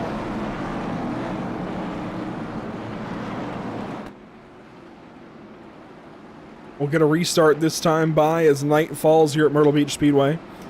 And we'll go back racing. The 97, Riley Duncan continues to lead. Kyle Turzak now on the outside lane. Ethan Wolf down there in that preferred bottom.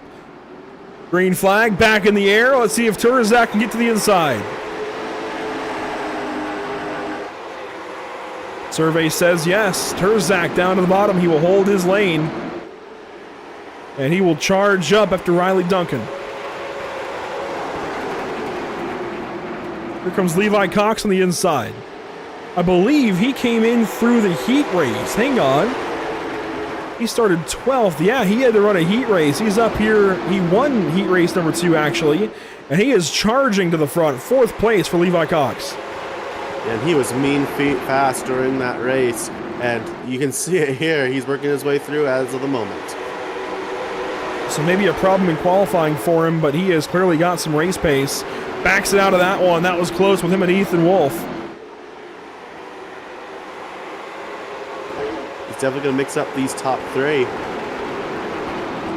Brody Marinko caught on the outside here of Braxton DeWeese. Blaine Harrison in the 7 car was blocking down the backstretch last time by. We'll see if he takes the defensive line into turn 1, and he does a little bit. Marinko now going to fall back to Dylan Eller in that 79 machine.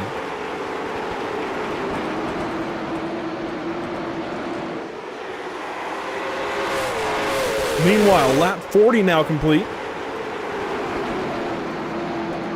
And that Levi Cox machine has got company in the form of Chase Pierce.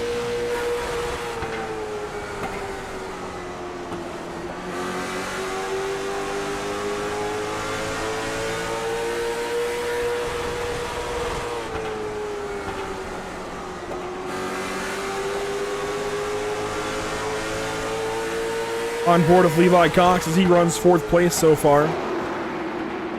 Chasing down Ethan Wolf, gives Ethan a nice little shot there in turns 3 and 4. A little knock into the corner.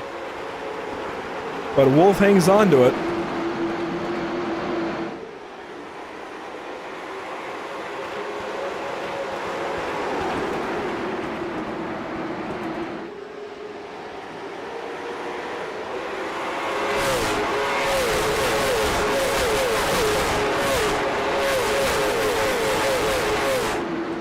Side by side, Ethan Wolf, Levi Cox. Cox on the inside, Wolf on the outside. And Ethan Wolf, this evening's pole sitter, is falling back.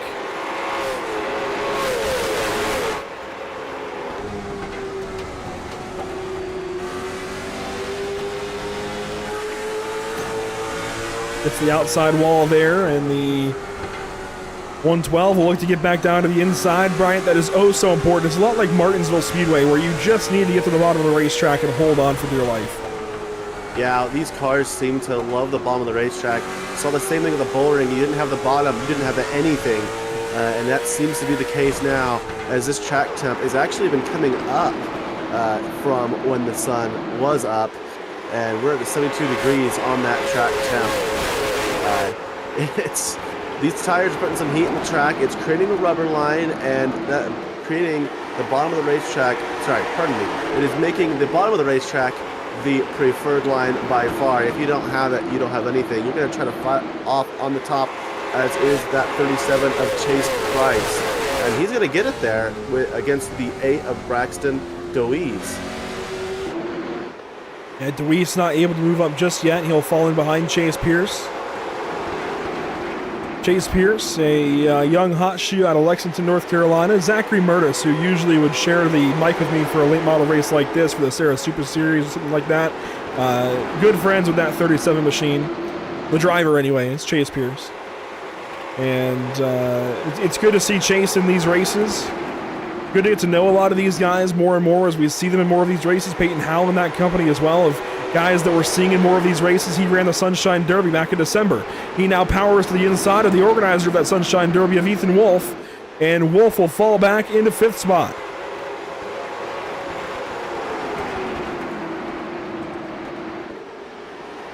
So Howell moves into 4th. Wolf drops into 5th.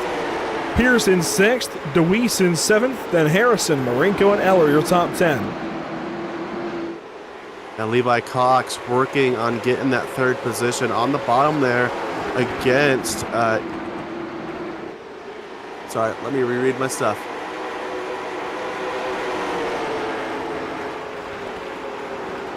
Lap 52. I did read it wrong. I apologize. That's Peyton Howell and Ethan Wolf going at it. That's the 112 that was up on the front row, and he is struggling. He is going to be falling back to 5th there and going to be fought by 6th. It looks like the 6th is going to try to follow through, but he's come back with a great run on that outside lane.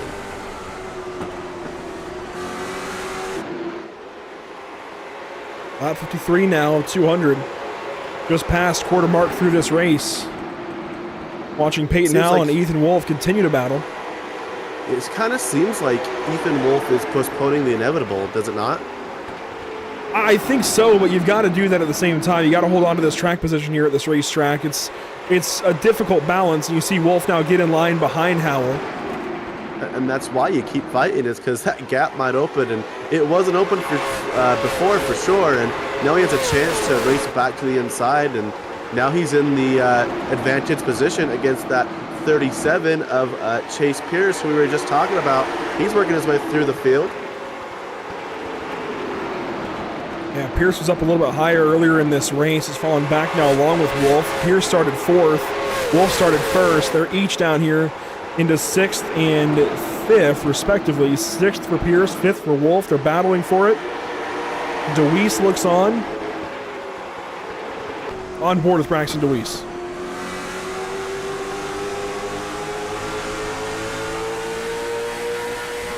Ooh, a big move here to turn 1. Braxton DeWeese right to the inside of Ethan Wolf. That was a hair raiser right there. It's got to fight for it. That's going to bring Brody Marinko into the mix. Brody Marinko out of Holly Springs, North Carolina, a name that I've gotten used to in short track racing across the years.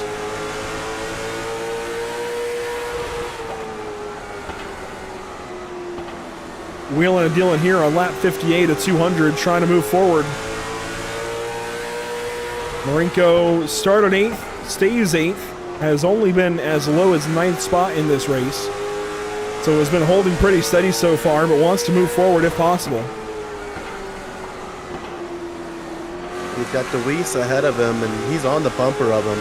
He looking to make a move, but keeping it chill. You know, you got to wait for the guy ahead of you to miss his line, and then you can attack. Meanwhile, the battle for 4th rather. Peyton Howell, Chase Pierce.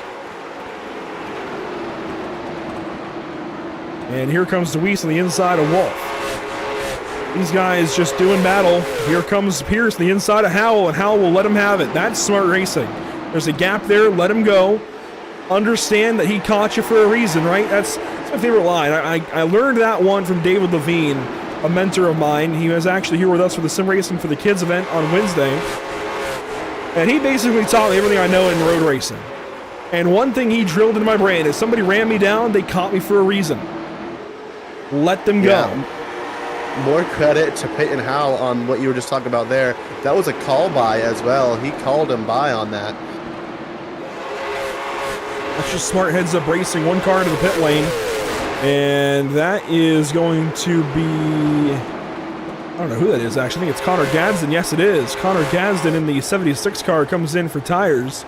And that is... You don't want to have to pit under green here in any case, any circumstance. So that might be his day done. Yeah, seeing as we can go all the way on the tires, we got a mandatory competition yellow at lap 150. You're just aiming for lap 50 to change some tires.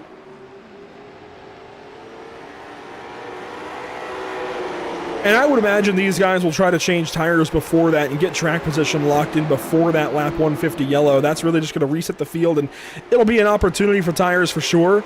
But I don't foresee that being the main opportunity for tires. I think we'll get another caution between now and then, and these guys will come in and pit for it. We're also going to need fuel at some point before then. So these guys will have to pit sometime between now and lap 150 at some point. It's just going to happen.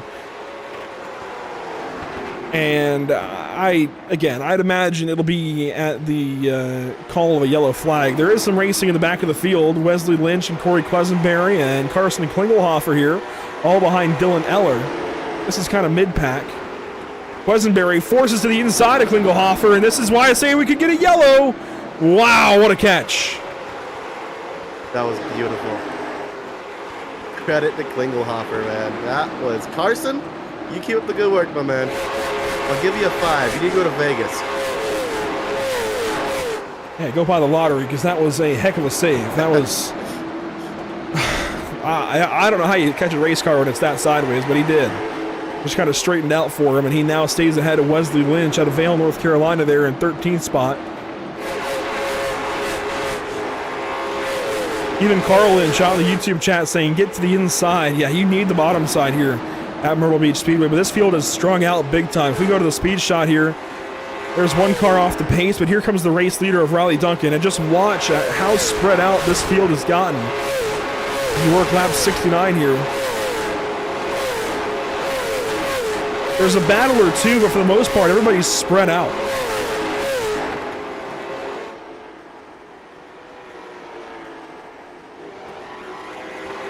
Yeah, they're certainly flying across this one. It's a half-mile track. They're going 112 mile an hour into each one of these turns.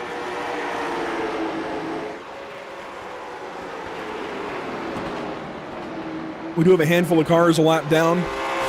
In fact, 3 cars 1 lap down, 1 car 5 laps down. We'll run you through it real quick. Zach Maroney, Sharon Hill, and Christopher James are all 1 lap down. Connor Gadsden is 5 laps down in 24th spot. That's the back end of your main event. This is the front end. Riley Duncan hanging on over Kyle Terzak, but Terzak continues to close in. That time he took a big chunk out of the race lead, and there is lap traffic up ahead. Yeah, he certainly took a lot of chunk out of that lap time against Riley Duncan. Levi Cox, he's about 8/10 back from the leader. It's close. You're within a second in these cars. You're about halfway to the competition caution at 150. It's still a long race, and Kyle's not in a hurry. I wouldn't say he's not in a hurry, but he's definitely pacing himself. I think he wants to get ahead and lead as much of this race as possible as we hit the halfway marker to the competition yellow. But he's not going to sacrifice tire at just wanting to get into the race lead, right? He's going to pace himself until he can get by that 97 car cleanly. He's a smart racer. He's a young racer from Ryan Kuhn Motorsports, but he's a smart racer at the same time. He's turned a lot of laps at a lot of racetracks. He's learned a lot of things from the people who have come before him. And he's been getting better and better. We see him a lot here on Pit Stop TV. He's running the Icon Cup Series. He's running the BRB Butt Kicker Cup Series. He's running several different leagues we've covered over the course of the years. Several events, such as this one. Does get the outside wall there a little bit, but I promise you, this guy, he knows what he's doing. And there is that yellow Carson Klingelhofer around in turn 2. Hey, you didn't bring it out for us earlier, but unfortunately, it was just a delay.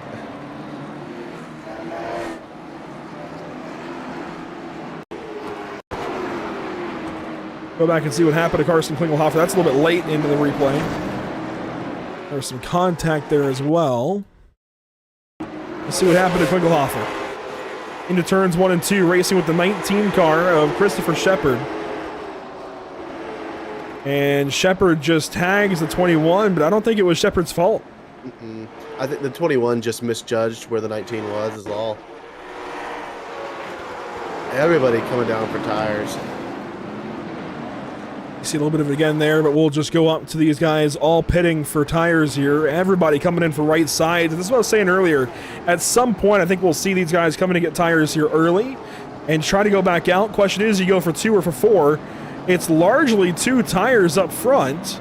Terzak will beat the 97 out, but not before Sharon Hill gets off the pit lane first, and Ethan Wolf stayed out.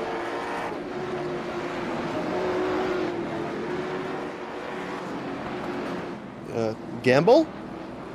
Big gamble. Ethan Wolf will stay out here and save those tires. I guess he's banking on cautions breeding cautions. That was a gimme of a caution. That was right where you want to come in and get tires. But Ethan Wolf will stay out. Mike Wheeler stays out. He pitted 45 laps ago. Brody Marinko will pit. He takes 2 tires. Kyle Turzak, I believe, took 2 as well. But let's go back and find out, shall we?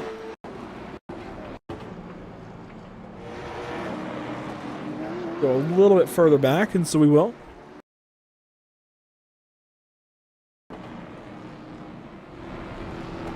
There's Turzak's car into the box. The right sides will go up. Does he go up for lefts?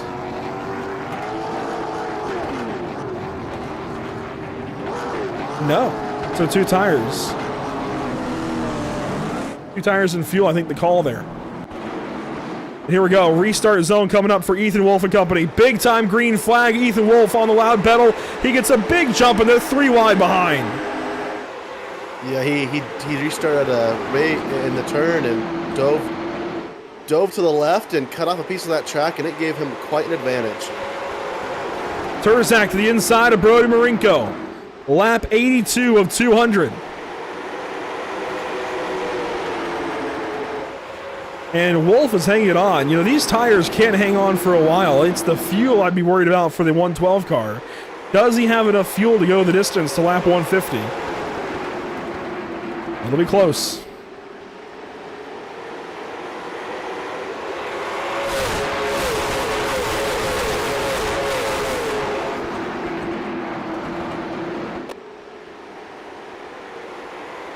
Watching here, Brody Marinko and Kyle Turzak fighting. Riley Duncan right behind. Duncan has led most of this race.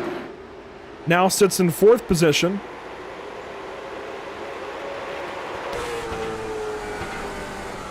There you see 77 laps of 84 complete have been led by the 97 car.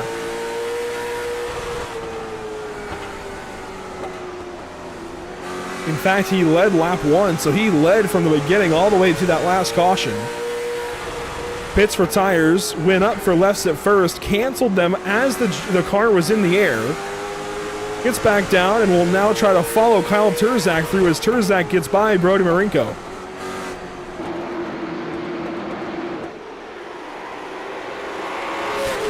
Yeah, that caution mixed up the field. That top 3 was very solid at the time of caution, and now they're all spread out. Levi Cox as low as 10th now. He's going to have to fight his way back through the field as he did earlier.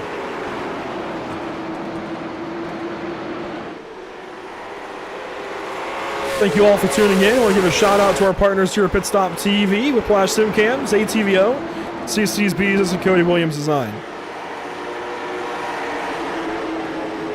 Still watching inside the top 5 here. There is some battling happening further back though. Mike Wheeler falling back. He stayed out under that caution flag. Here comes the 33 of Wesley Lynch. He's going to try to follow Eli Lewis in the 3 car. And he'll do just that.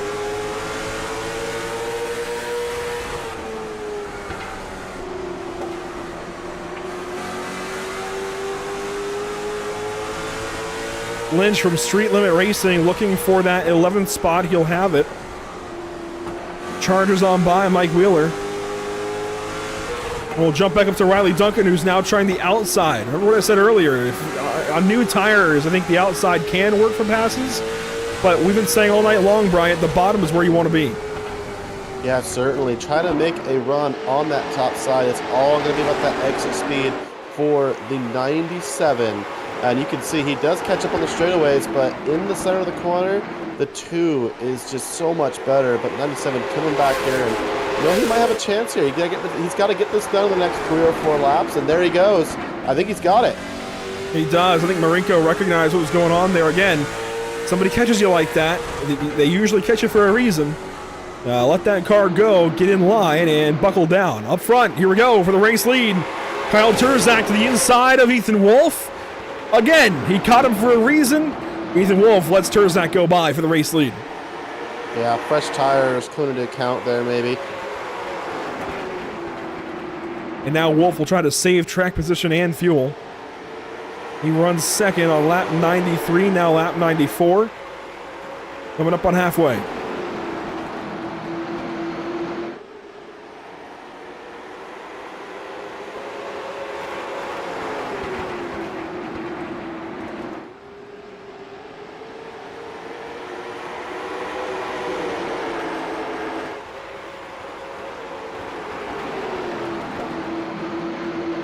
This is such a cool racetrack. It really brings out the driver and all of these guys. You've just got to fight this place so dang hard and respect it so much. It's a lot like Sebring International Raceway. You've got to respect the bumps.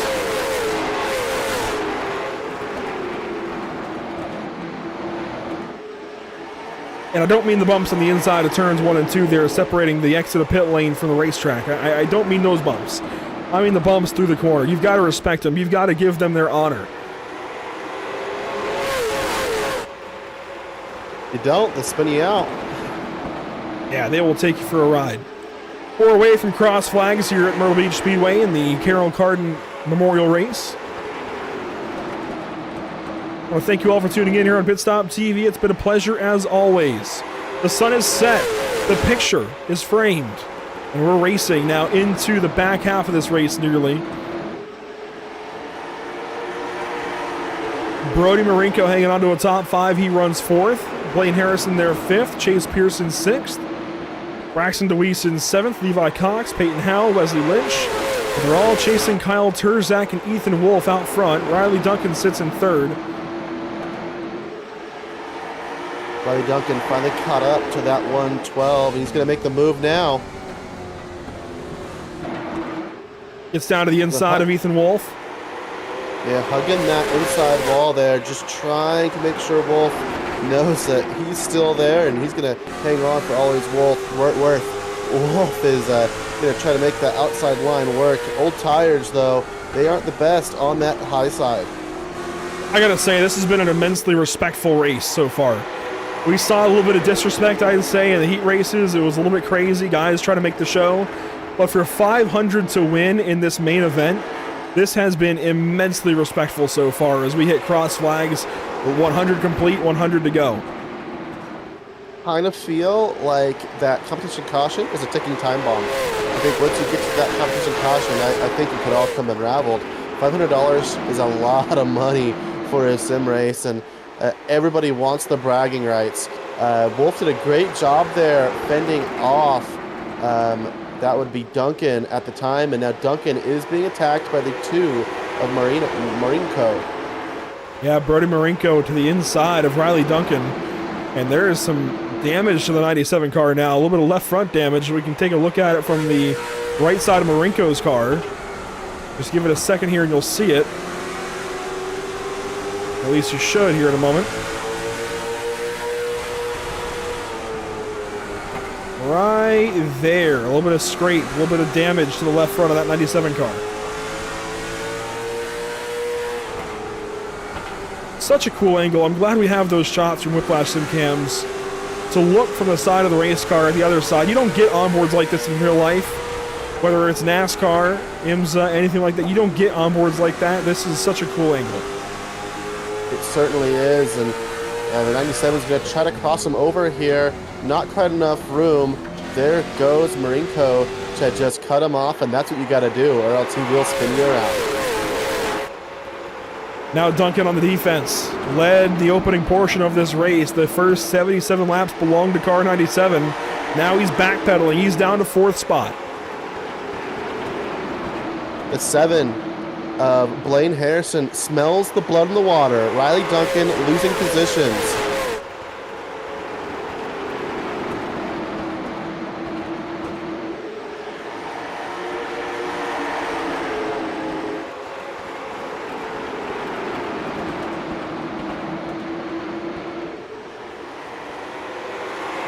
Oh, and I think Marinko might have something for Ethan Wolf here. He's getting closer and closer to that 112 machine.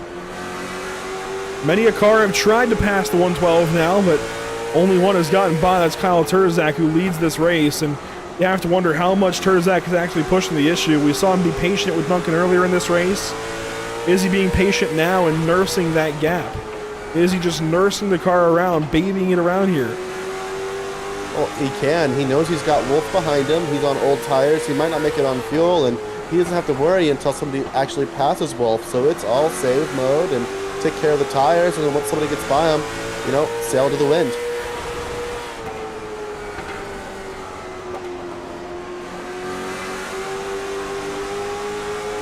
Wolf up the racetrack that time at a turn 2. Marinko looking to the inside, but no dice just yet. Duncan sits third, and there is a battle for 5th. Chase Pierce on the inside of Blaine Harrison.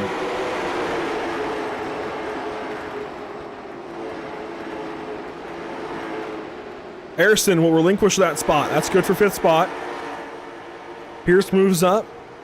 Harrison moves down. DeWeese now looks on, and he's got company in the form of Levi Cox.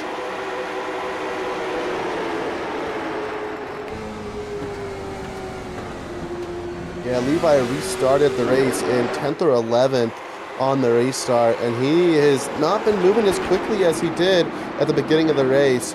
We're coming up on lap 50 here in about just fewer than 40 laps. He's going to want to be in the front for when that caution comes out. And there you go. You see the pass made by Brody Marinko. He gets by Ethan Wolf for that 2nd spot. He'll now start to chase down Kyle Terzak.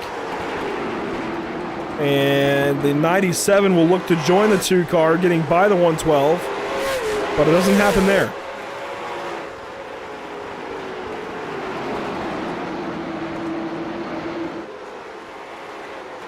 So watch that gap between 1st and 2nd. Right now it sits about 7/10 on lap 114. We'll see what it is here in about 10 laps.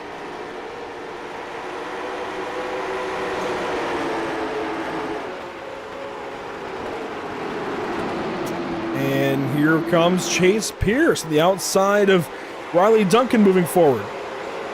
Pierce moves into 4th spot.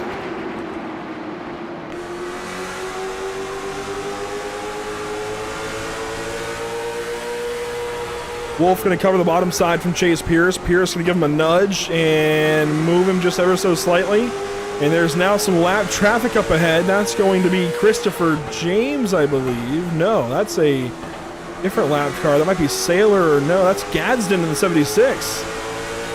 This is going to be a little bit of an interesting one as they'll lean on each other. Pierce leans on Wolf and nudges the 112 out of the way.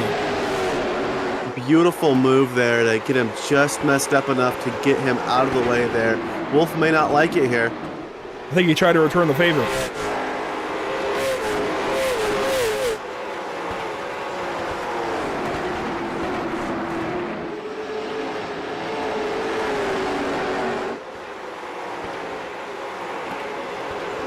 DeWeese and Harrison now run side by side. Braxton DeWeese in the 8 car. Trying to move forward. He's into, well, looking for 6th.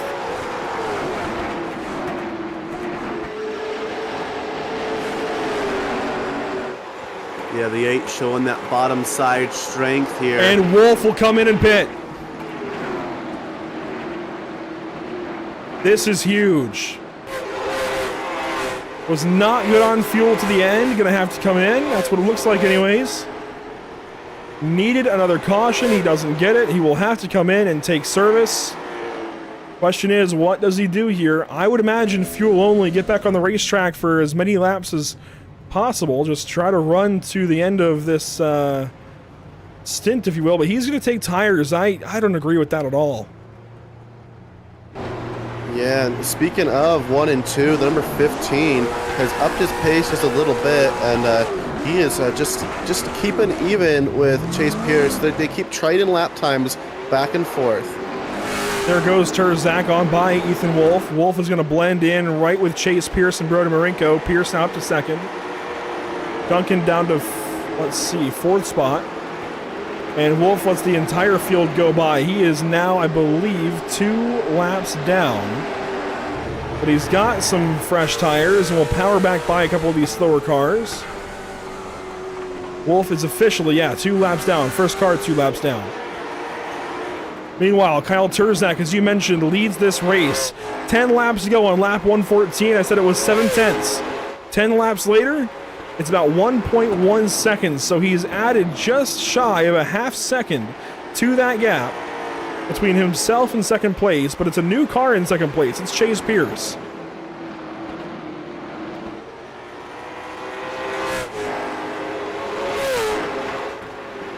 Those two having a conversation on the radio. They certainly are having a good time. Kyle Turzak and Chase Pierce seem to be good friends.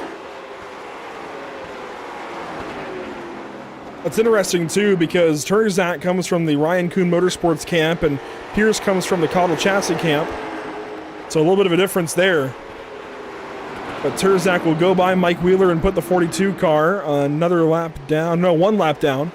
Oh, and right in front of Chase Pierce. That's going to hold up the 37 car big time. Lap traffic is a pain here at Myrtle Beach.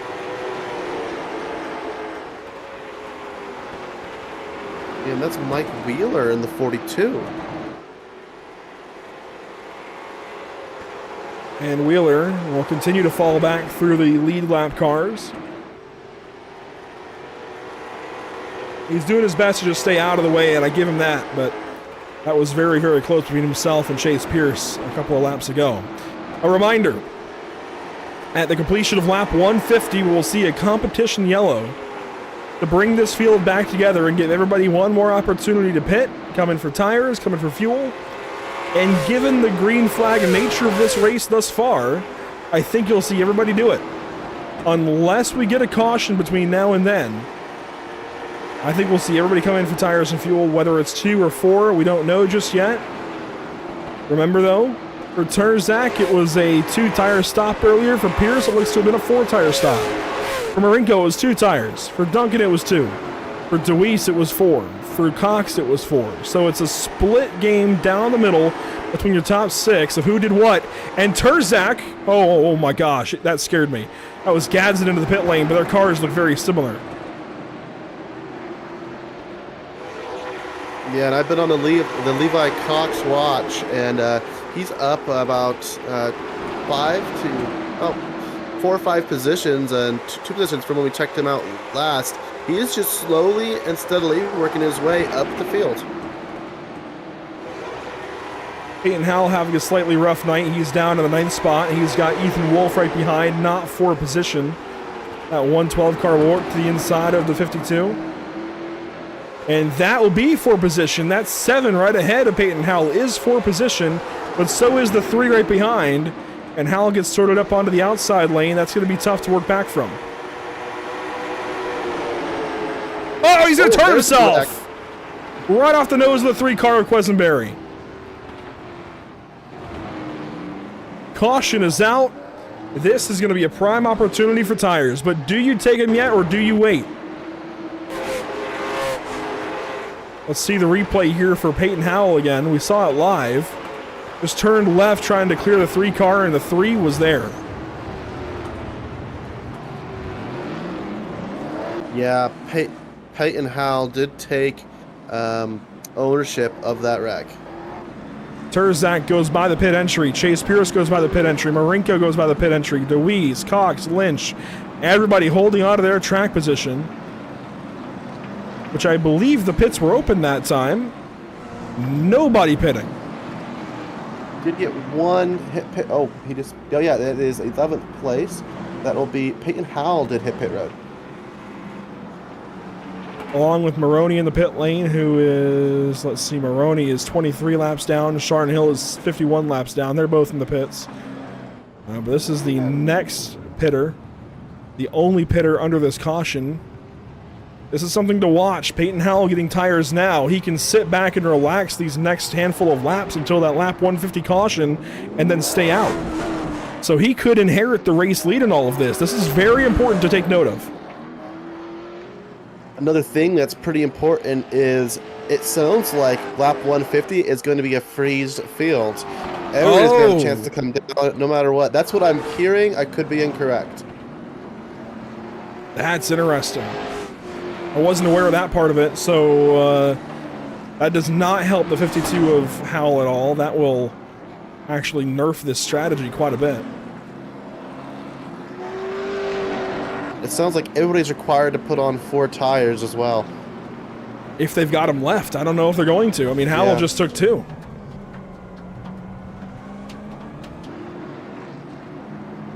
I don't think that was said beforehand. That's something you have to communicate to drivers a lot earlier than that.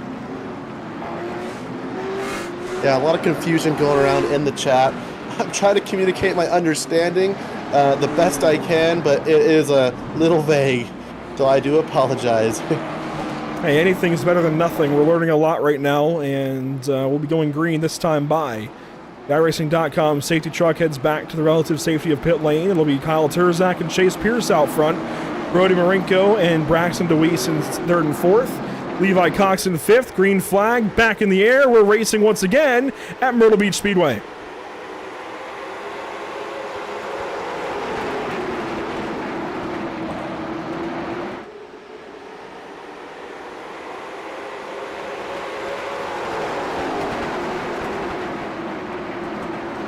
Pierce and Marinko doing some battle here on lap 138, lap complete. Levi Cox runs in fourth, right behind the two of them.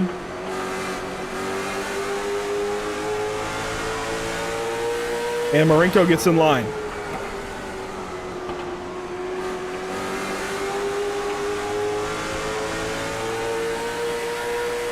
Here comes Cox to the inside of Marinko. And Marinko hangs on. That was a challenge for sure, but a short-lived one. Here comes Harrison now on the inside of DeWeese.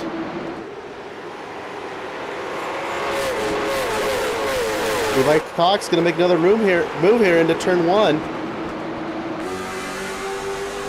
Contact, and that's the 2 car in the wall hard. Brody Marinko taking some big contact, and he's going to get into the 8 car of DeWeese and just hang on to his race car. Blaine Harrison now fills that gap on the inside. Here comes Wesley Lynch. Keep an eye on him. There was some definite choice words exchanged, and Levi Cox is working his way through the field, and he certainly is aggressive, but he is fast. Give him that. He's definitely fast, but so you never want to see contact like that. It was definitely incidental contact, nothing intentional. But Marinko certainly is going to remember that. Wesley Lynch on the inside of Brody Marinko. Go ahead. You know what they say, drivers have the memories of elephants, and it's certainly true. Blaine Harrison blocking Wesley Lynch out of turn one. Maybe a shot in the shorts there to turn one.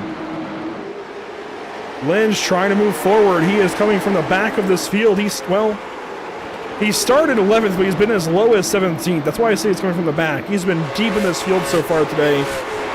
He's been as high as 6th, and he's trying to get back there. Yeah, it looks like a big pileup behind the 7 of Blaine Harrison. Everybody bumper to bumper. And we are 5 laps away this time by from that competition caution. It'll be a mandatory pit stop for these drivers. They've got to come in and take the tires they have left. And that throws a big wrench in a lot of these guys' plans, I think.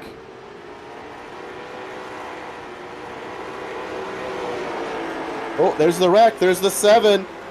That's a big one. They had a big cluster up there behind the 7, and everybody was getting way too close together, and this is what happens when that happens. Caution flag. This will likely serve as the competition yellow.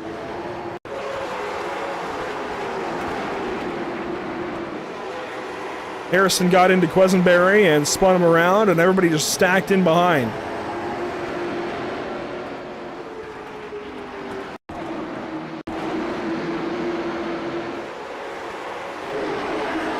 Yep, I just heard from race control. This time when pit road is open, you must come down and take 4 tires. It is required. Again, if you have 4 left, I don't think that was communicated to drivers, and if it was, I think Peyton Hell might have missed it. That is going to be a big, big difference maker in this race.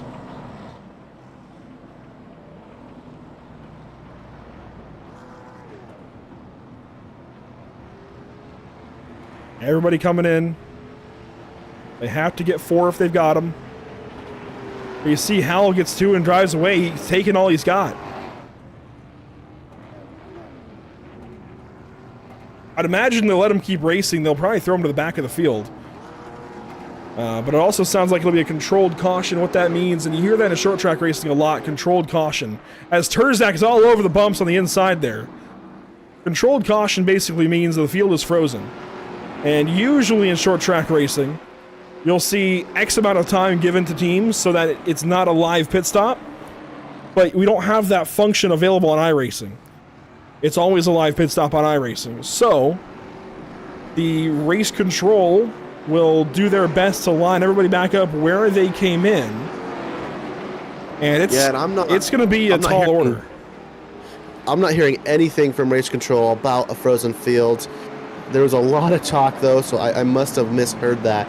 But who knows what's going to happen here. But everybody did have to take tires, and, Peyton Howell, he did take his, and he's going to have to serve a penalty.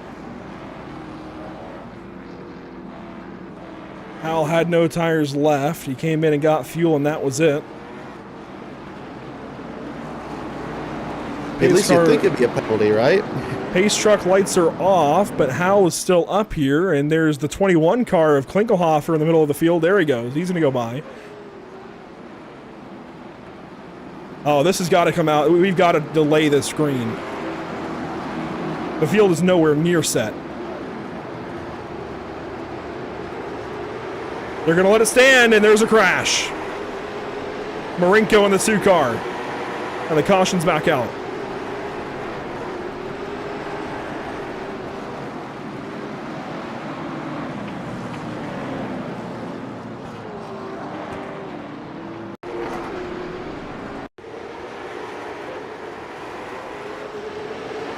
They see Marinko getting turned around by the 3, and go ahead. Yeah, race control is way behind. He meant to wave that, and nobody was ready. Lots of arguing on the radio as it goes green, and nobody paying attention, and we saw the result of that. Oh boy, something just happened with Wesley Lynch. Something intentional just happened. Watch the 3 car here. He's going to gas up and drive right into the 33 of Wesley Lynch. That is ridiculous. Yeah, that's not a good look for him.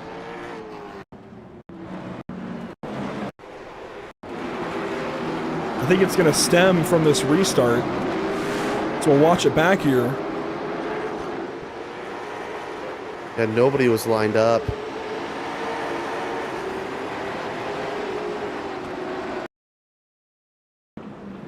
And that was Eli Lewis in the 3. And I hate to give somebody the light of day when they go and do something like this, but this is the ultimate, you cannot do this kind of thing. I don't know what the point is that you're trying to prove. But that's just ruining somebody's day for nothing. Yeah, so race control doing a lot of work here to get this field worked out. A lot of drivers saying, hey, Peyton Howell's not supposed to be up there. Lots of different positions being contested here. It sounds like they might revert it back to the last stop. Lots of conversation going on. So it's going to take a minute under caution here. While race control works on things, let's talk about what's upcoming here at Pit Stop TV tomorrow night.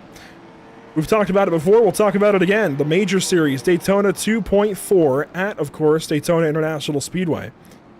GTPs, LMP2s, GTDs going racing for 144 minutes. Going to be a whole bunch of fun. You got to make sure to tune in at 6:45 Eastern. You'll hear myself and Bryant Lucas and I believe Scott Shive on the call. Then Tuesday, it'll be the Nashville Super Speedway for the BRB Racing League Butt Kicker Cup Series. That'll be race number 7 of 18 here in season number 3. And then season number 2 for the SimRap Market Series. Brian, you were with us for New Hampshire for that series. They move on to Darlington this coming Wednesday. A week postponed for their event, but they will move on to Darlington, nearby Darlington, South Carolina. It's very close to Myrtle Beach. Should be a lot of fun. A lot of great racing coming up.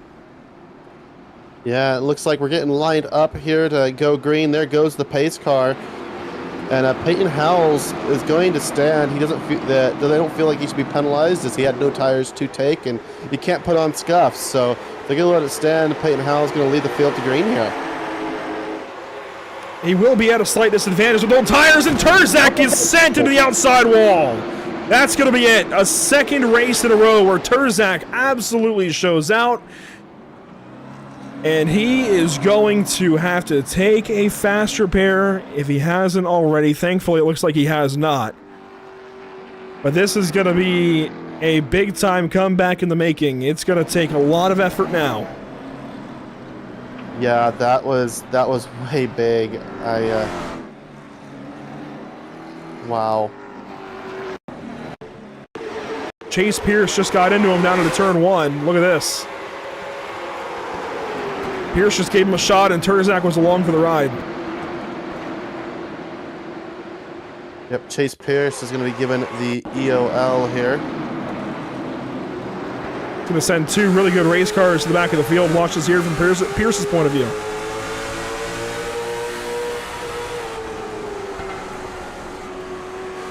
That's just late race aggression. Inside of 50 to go. Watch going into that corner with Chase Pierce. Right on the bumper of him. If he checked up there, he would have got dumped himself. Watch it here from turn 1. You got DeWeese there. Yeah, I see what you're talking about. He drove in deep to make sure DeWeese didn't hit him. That's just, again, late race aggression here at a place like Myrtle Beach. I mean, that's the stuff you're going to get. It's unfortunate you don't want to see it, but that's the stuff you're going to get sometimes.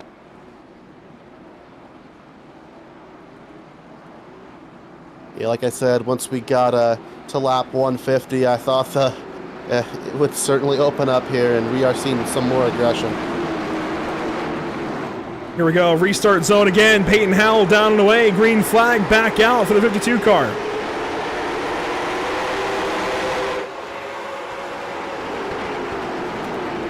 Single file through the top 5 through turns 1 and 2. It's Howell, DeWeese, Cox, Marinko, and that's going to be the 83 of Stencil up in the top 5 for the first time all night long.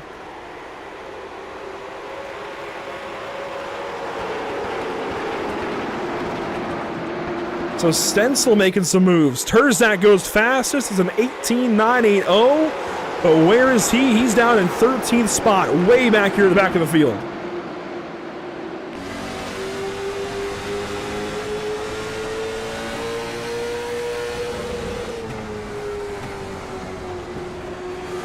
This is Turzak trying to bully his way back to the front. He needs to. Time is running out. Yeah, he's going to have to work through a lot of players on the way there. He's going to dive on the 64. That's Robert Charette out there making the feature this evening. Had to do so through the heat race. Was the final transfer out of his heat. Ethan Wolf on the top side of the racetrack backs out of it. Wolf will fall back. He'll save his stuff. Turzak now to 11th position. Out front, look at Braxton DeWeese. He, of course, took those 4 tires under that competition yellow. So he's got better tires than the race leader. Can he get up there to Peyton Howell? Oh, I'm looking behind him at Levi Cox. He's been fast all race, and all the guys that were ahead of him earlier in the race are not there. Yeah, this is a whole bunch of new players out front. Howell, DeWeese, Cox, Marinko, Stencil. If you pull up the laps led graphic here on the ticker, 17 for Howell now since that caution. Otherwise, 0 through the rest of the top 10. It's a bunch of guys who have not been up here yet. Yeah, like we said, patience was the key, and it's showing it. A little bit of a bumper there for Levi Cox. He wants that $500. He sees the old tires ahead, and he's going to fight for it. DeWeese gets moved out of the way, then does the moving. He moves Cox back up out of the way. 33 laps to go at Myrtle Beach.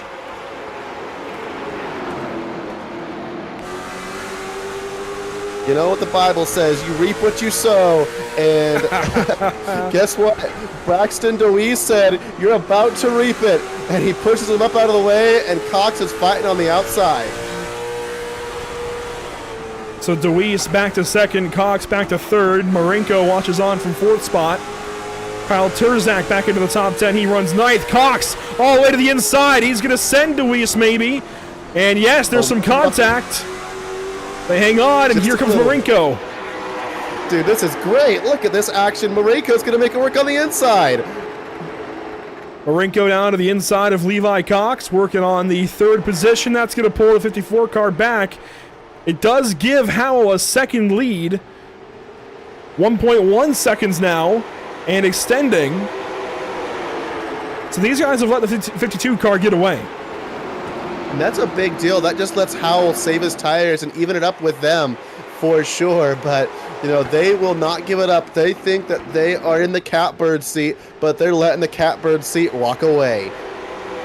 And I think no matter the circumstance... Seven is around. That is Blaine Harrison. That's going to bring out the caution. Maybe just a slight bump while he was going around and getting loose. Let me take a look at it. This is going to change everything. We'll go back and catch what happened to the 7 car. The 38 right behind him, and a big tap. A very big tap. That was Michael Saylor in the 38 car.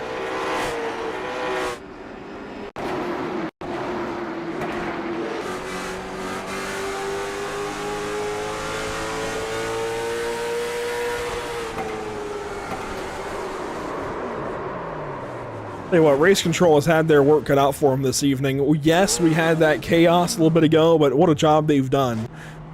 To come back from all of that craziness and hang on to this race and keep it going in an orderly fashion. Well, this is where it's going to fall apart. There's some drivers not happy with each other. This fighting is over $500.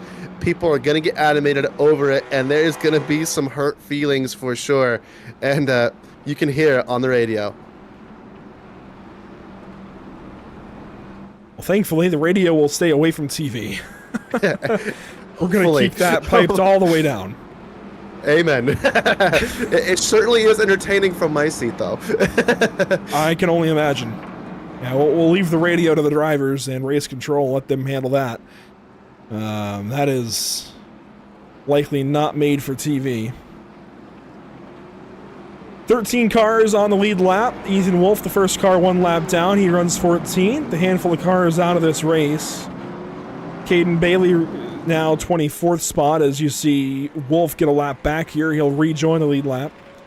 Caden Bailey 24th. Shard Hill 23rd.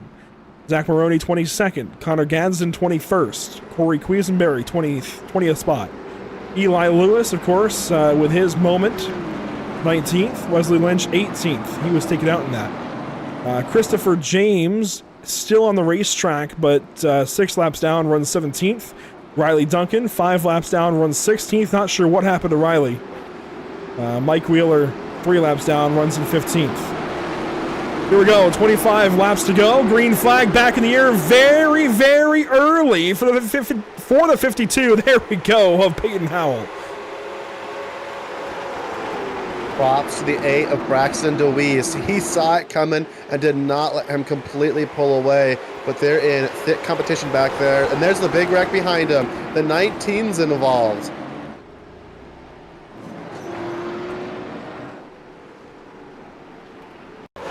This is where the bloodbath starts. It's $500. What would you do for 500 Klondike bars? Contact there with Chase Pierce and Kyle Terzak. Pierce got turned around then, and oh my gosh, a couple of big hits.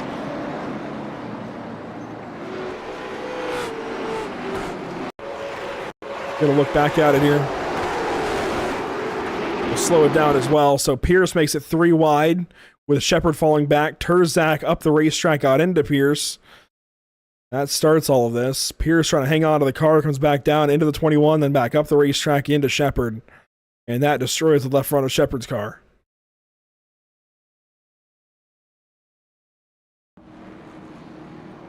All this caution, all it is doing, it is giving the opportunity for Kyle Terzak to get back to the front. Now up to 7th. Every caution, he is gaining positions. He smells the blood in the water, and he's hoping to avoid it and go straight through to win the race.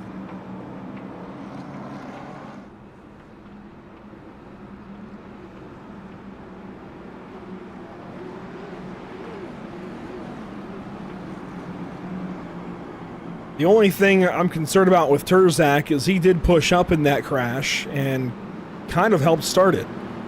So is that going to be deemed that he's at fault?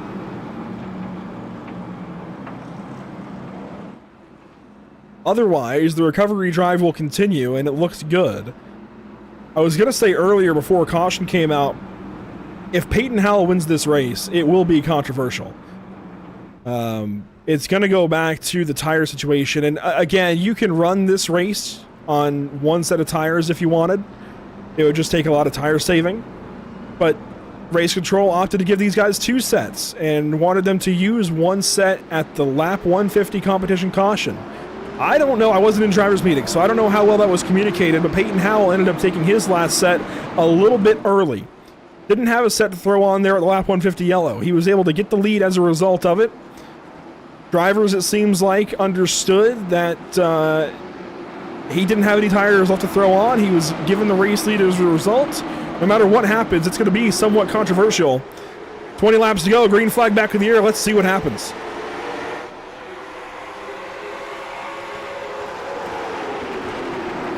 Braxton DeWeese does a great job to hang on to Peyton Howell that time.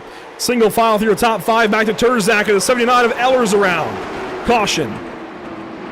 They actually held that. They held that one together pretty well. You go back and look at that. They did bring the cars back. Apology from the 83 saying, my bad, man. I just came off the corner wrong.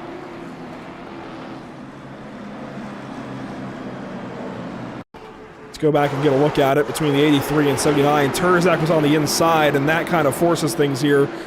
The 83 up the racetrack, it gets into the 79, and sure enough, that's a caution.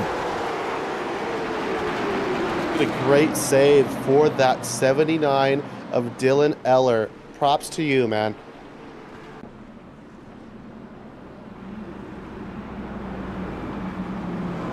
What a race this has been. It's all going to come down to the last few laps here at Myrtle Beach Speedway. Been a long one.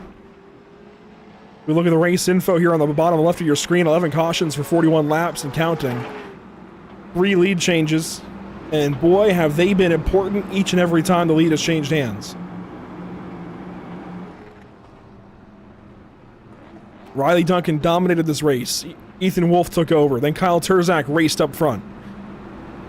And between Terzak and Howell getting the race lead, that's again where that controversy lies. And it'll be talked about for a while, I think. I believe so.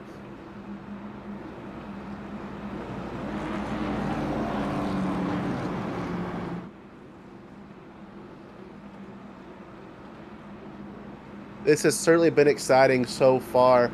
Fastest lap of the day done by Kyle there. It's going to be an 18.979. Great job by him. Leader of the race, Peyton Howell, doing great. DeWeese second. Cox third. McConey. Sorry. Maronki? I'm so bad. I forget. Maroney? Okay. Marinko. Sorry. Marinko. Oh, yeah, there's a Maroney and a Marinko. Yeah, I'm horrible. I apologize to both of you guys. Pace, the lights are off on that beautiful Pace truck, and the 5th position is going to be Kyle Terzak. Here we go. Top 5, Peyton Howell, Braxton DeWeese, Levi Cox, Brody Marinko, Kyle Terzak. Green flag back in the air, 15 laps to go at Myrtle Beach Speedway. One car around. That's going to bring the caution right back out. Yeah, the 64, a big beneficiary of that. He gets a lot of damage in that.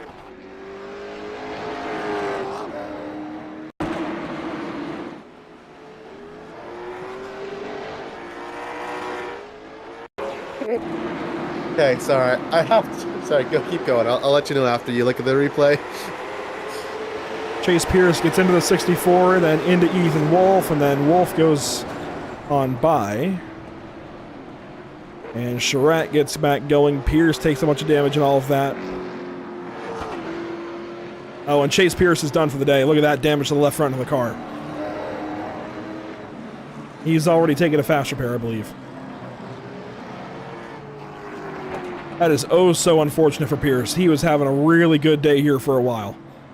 We're going green this time. A little bit of hurry-up offense from Race Control, trying to get the race back underway.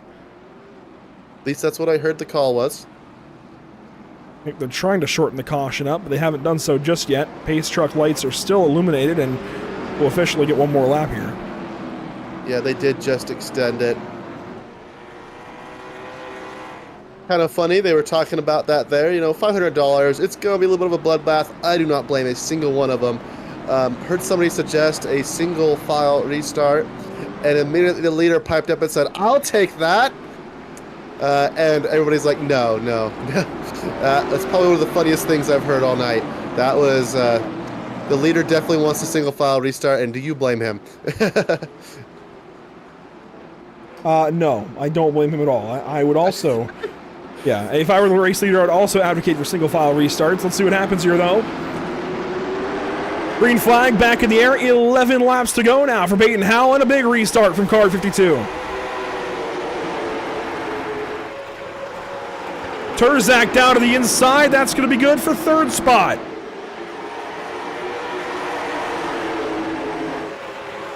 This time by 10 laps to go.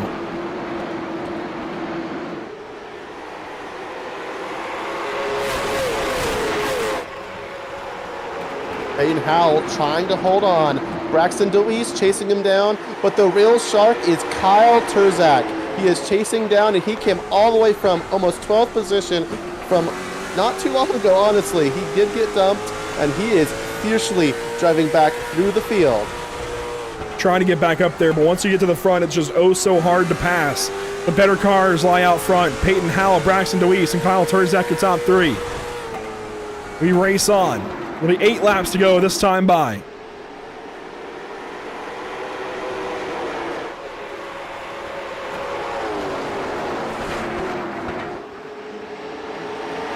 Peyton Howell thanking his lucky stars for using up both sets of his tires before lap 150.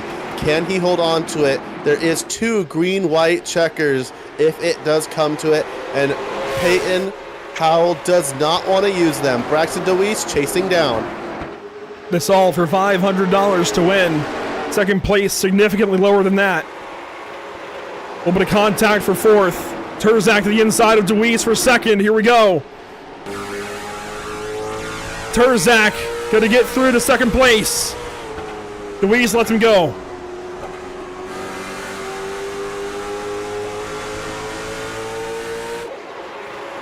DeWeese turns to the left side. He tries to get to the inside of Turzak. He's not going to get there.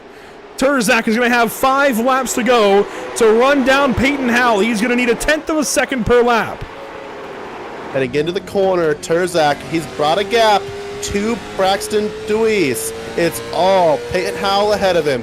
It's got to push hard here. He's shown the speed. Howell starting to struggle. Turzak closed in, but not by enough. He needs to close in a whole lot more than that. 4 to go.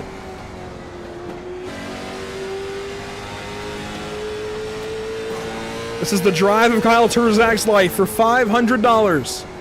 Trying to run the 52 down. He's closing in. That was 1/10 there. He needs more than that, though. 3 to go.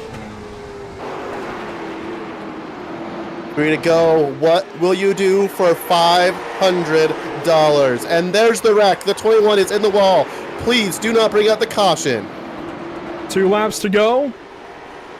2 laps left. Popsicle sticks in the air for Kyle Turzak trying to run down Peyton Howell. You see the difference between race leader Peyton Howell and second place Kyle Turzak at the bottom of your screen. White flag coming out this time by, brought to you by Whiplash Simcams. Here we go. Peyton Howell pushing, holding his breath, heart beating. He's about to win $500 if he can hold off Kyle Turzak. One more time around the Myrtle Beach Speedway, and it's all for Peyton Howell. The Carrol Kenneth Carden Memorial Race is going to belong to Peyton Howell and Car 52. $500 for winning this one.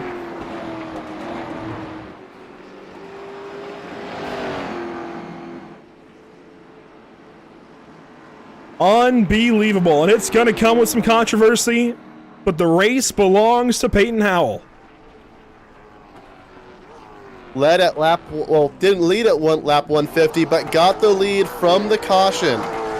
And it certainly paid for him as he brought it home and is doing burnouts on that finish line. It all pays off. Kyle Turzak races back to second. The comeback kid nearly got it done.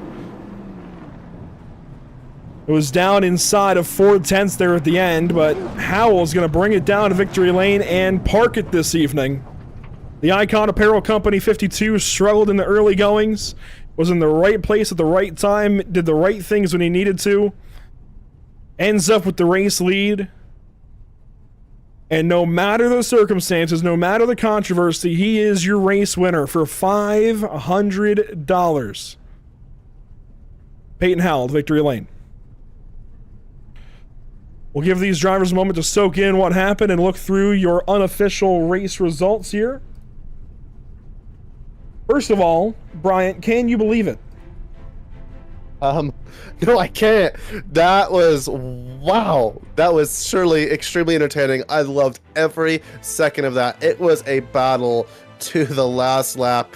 Kyle Turzak, I thought he was going to dive in there and give him a nice good bumper, see a little bit of Austin Dillon action, but he has got more integrity than that, so props to Kyle Turzak. Let's take a look through your unofficial race results. Peyton Howell with the race win. Kyle Turzak second. Braxton DeWeese third. What a strong top five with Brody Marinko and Levi Cox there as well. Jordan Stencil sixth. Blaine Harrison seventh. Dylan Eller. Ethan Wolf fires back up into the top 10. And Robert Charette takes home a 10th place after being the final transferee through heat race number 1. Yeah, taking a look through the rest of them. Carson Klingstedhofer. Brings up 11th, Mike Wheeler 12th, Riley Duncan 13th, Christopher James came back to a 14th position. Great job for him. Michael Saylor is going to be 15th, Chase Pierce 16th, Christopher Shepard is going to be 17th, Wesley Lynch is going to be 18th, 19th is going to be Ellie Louise, and Corey Quinsberry is going to be 20th. Finishing 21st will be Connor Gadsden, Zach Maroney 22nd, Sharon Hill 23rd, Caden Bailey 24th. And it sounds like there was some extracurricular there on the final lap. We're going most certainly was. We're going to get a look back at it here. Give us just one moment to cue this up. There was some 3 wide. Whoa, look at this. Out of turn 2. We're going to let this play out. 3 wide into the third corner. Contact here, contact there.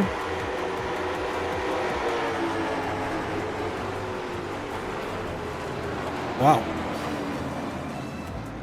It sounds like there was more even before that, so we'll go back and watch this through. We're being told something happened with the 112 car, but I'm just not seeing it.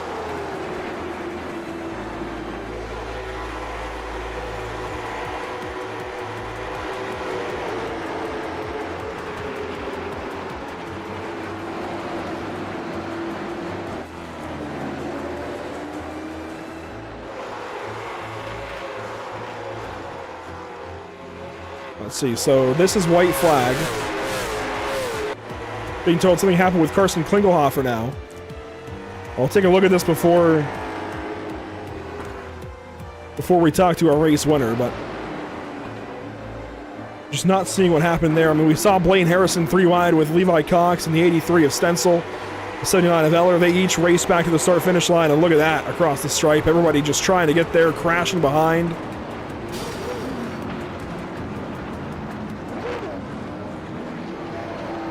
Well, let's go back and now talk with our race winner and top 3. It's Peyton Howell to victory lane this evening in the Carrol Kenneth Carden Memorial Race. Cameron Carden put it on, but it's Peyton Howell to victory lane this evening. Peyton, we were pretty aware of the situation that happened with tires, but what did happen from your point of view? When did you use your final set of tires, and what happened there at lap 150? Well, I used my final set after I cleared myself on the front stretch like an idiot. And I was like, well, I'm out of tires, so I don't know what to do. And so I rolled down pit lane, put a little bit of fuel in it just to try to get it a little loose without burning speed off. And he told me that it was fine since I was out of tires. And I know that screwed over a bunch of people, but you got to do what you got to do. And yeah, I mean, I stayed out, I fought the case, and we ended up winning the dang race. Well, you end up winning the dang race, $500 richer. I mean, what kind of difference does that make to a guy like you? Well, I don't win a lot of these big races. Like I was telling Cameron in the pre-race show, I choked a lot of these races away, or just don't have the speed to win. I really, when I seen Kyle and then sign up, wasn't very confident. I'm not very good at this racetrack. It means a lot. It's another big win to go with the couple that I do have on here. So yeah, I mean, it means a lot. Money aside, I just wanted to win the race. I feel like you could put this one up here with all the Sora races, the Sora specials, as one of the new crown jewels on iRacing. This was definitely a good race. Some controversy to spice things up for sure, but what race doesn't have a little bit of controversy when it's all said and done? Congratulations, Peyton. Good to talk to you. Hopefully we're talking to you again soon. Yeah, real quick, can I thank Icon Apparel, Adrenaline Capsules, Adrenaline Performance, 47 Speed, Nerditudes, Their Stop Suicide, Hello Fresh, Ford Performance, Bladen for the paint scheme, Braxton for trying to keep me calm the final 20 laps. We were in Discord together. You for putting on the broadcast, Cameron for putting on the race. That was a lot of fun. I'll definitely be back for next year's race. Well, there you go. Already looking forward to the 3rd annual Carrol Kenneth Carden Memorial Race. It's Peyton Howell in Victory Lane. We'll move on down to 2nd place. It's going to be Kyle Terzak. And Bryant, this guy absolutely fought through one heck of a field to get back up to 2nd place. Ends up just 3/10 shy. Bryant, you're down there with him. Yeah, dude, adversity for Kyle Terzak, and he almost brings it home. Coming to those last few laps, Peyton Howell's heart was beating out of his chest, and you were hunting him down.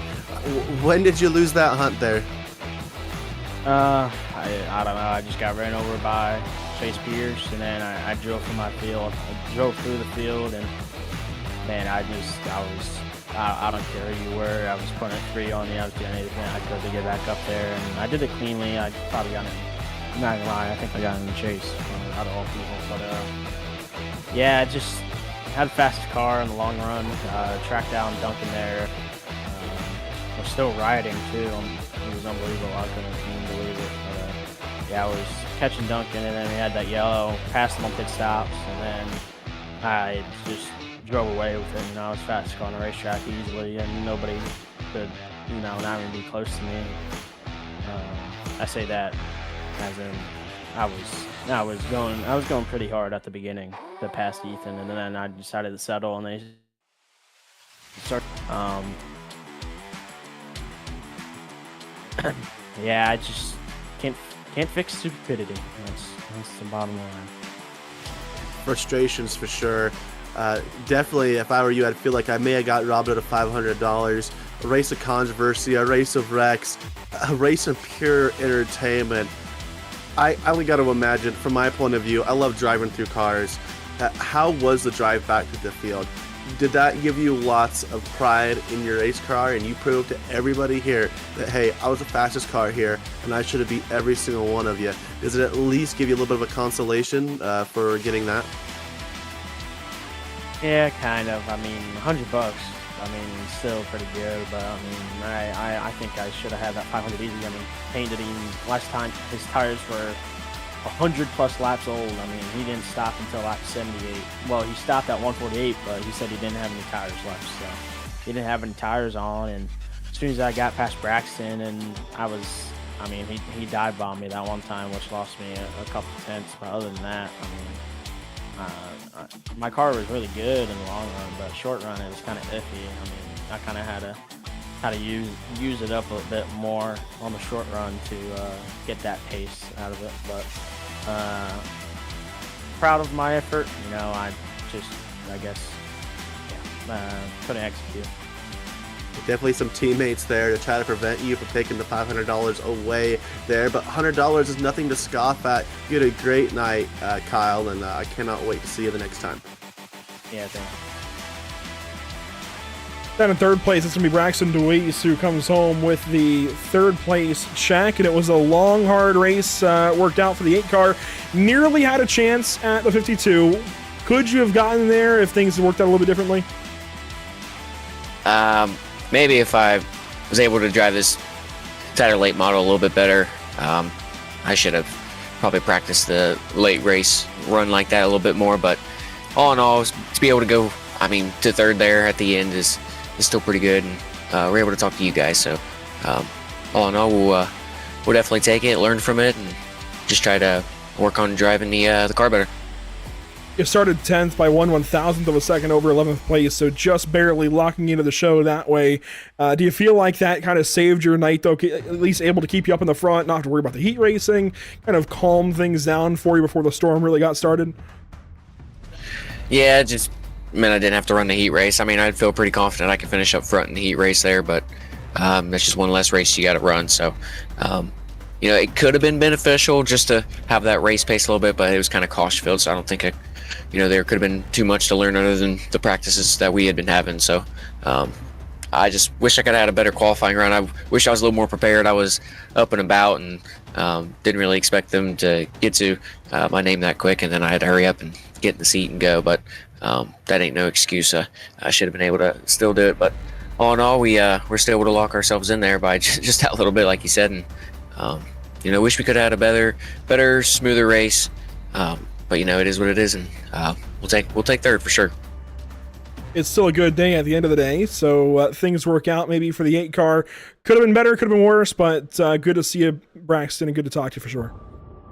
Yeah, for sure. I appreciate it. I want to give a big shout out to Interstate Ford, as well as Allen's Arts Images, 3 Dips Ice Cream Shop, Bennett's Publical, James on Main, DeWeese Renovations, Journalin Captures, Booth 34 Diecast, Short Track Report, Scrub and Tires Media, Blaze Designs, as well as Evan Pinetta Designs, and Bullet Dog Coffee Company. You can use Brax5 for 10% off over there.